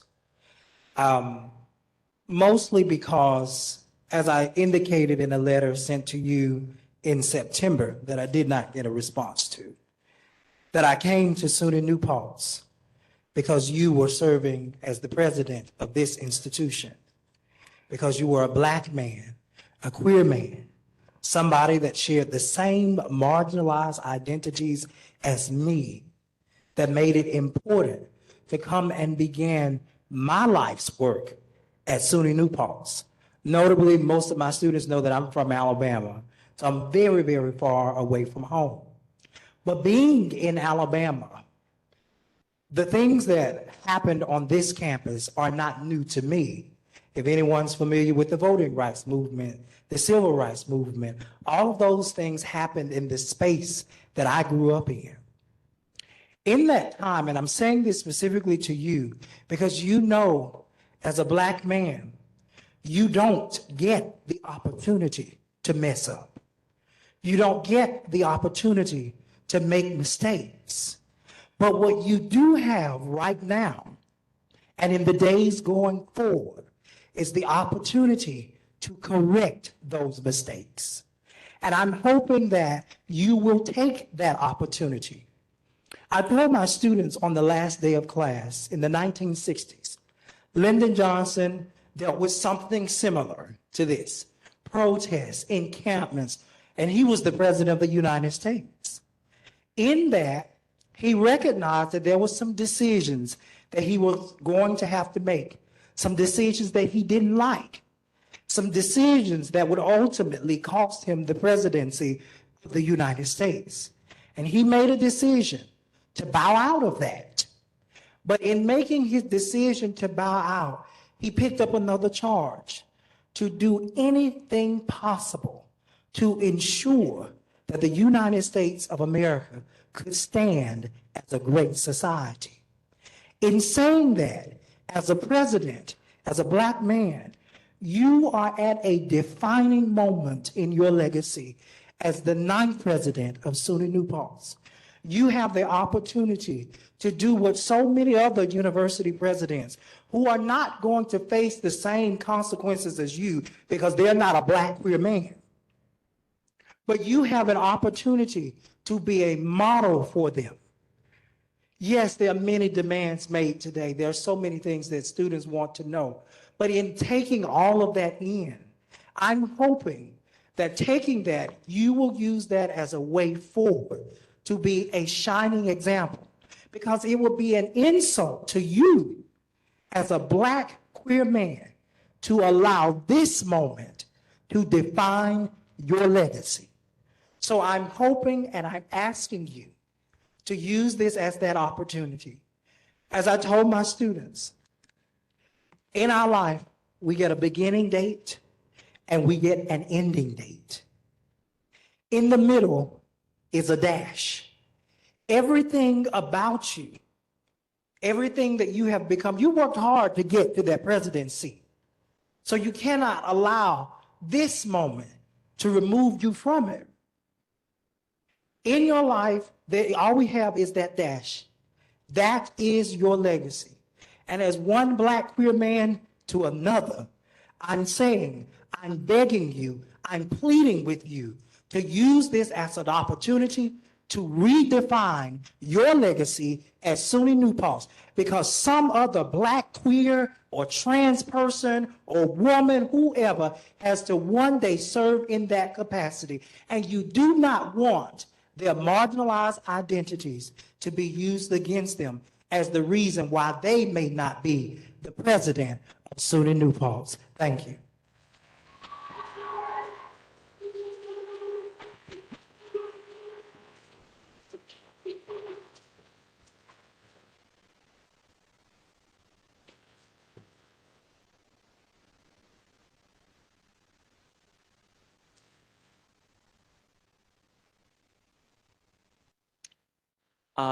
Hello, Daryl. My name is Jamie Pascali, and I grew up in the Bible Belt. And when I came to New Paltz, I was very excited because I thought it would be a safe space for me. But after seeing the people that I know, my friends, and so many others being dragged away by police officers and brutalized, lately it isn't feeling very safe. And if anything, I just wanted to say that I keep seeing all these announcements and emails that don't really say anything whatsoever. And I just, like, if we don't get anything saying that you're not taking, like, any action, like, it's not enough. Your actions speak louder than words is what I want to say.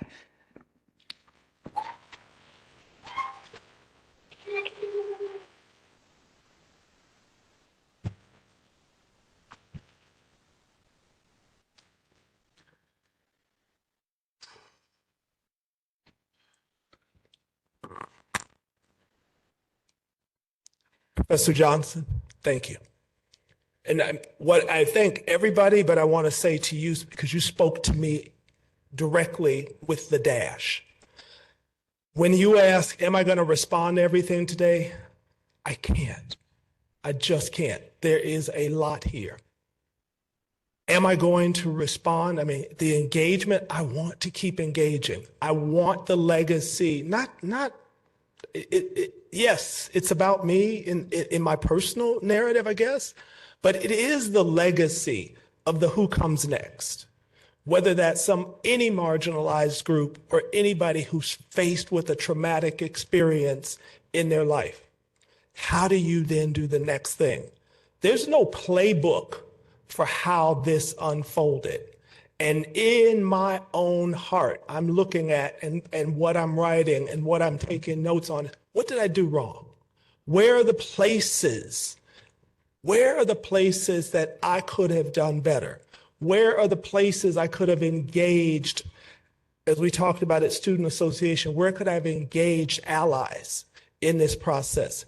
How could I have worked with Albany, as we call it, better, in a more productive way? How could I have done these things? Those are the things I'm looking for. I said earlier, if SUNY New Paltz wants to engage in that kind of work, I want to engage with you. When you say I've not been doing anything, I'm here listening. And I can assure you that that is a critical and important first step. That if I don't hear you, I can't know what you're saying. And that's why I've sat quietly and not tried to put my voice in after every response and get into a tit for tat. It's hard to sit there and just listen when I know I want to say things, but it's more important that I listen. And that's where I'm going to stop right now.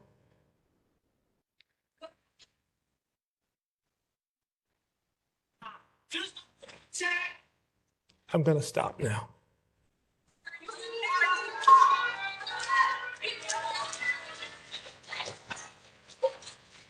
Thank you. I really want to thank everyone for being here.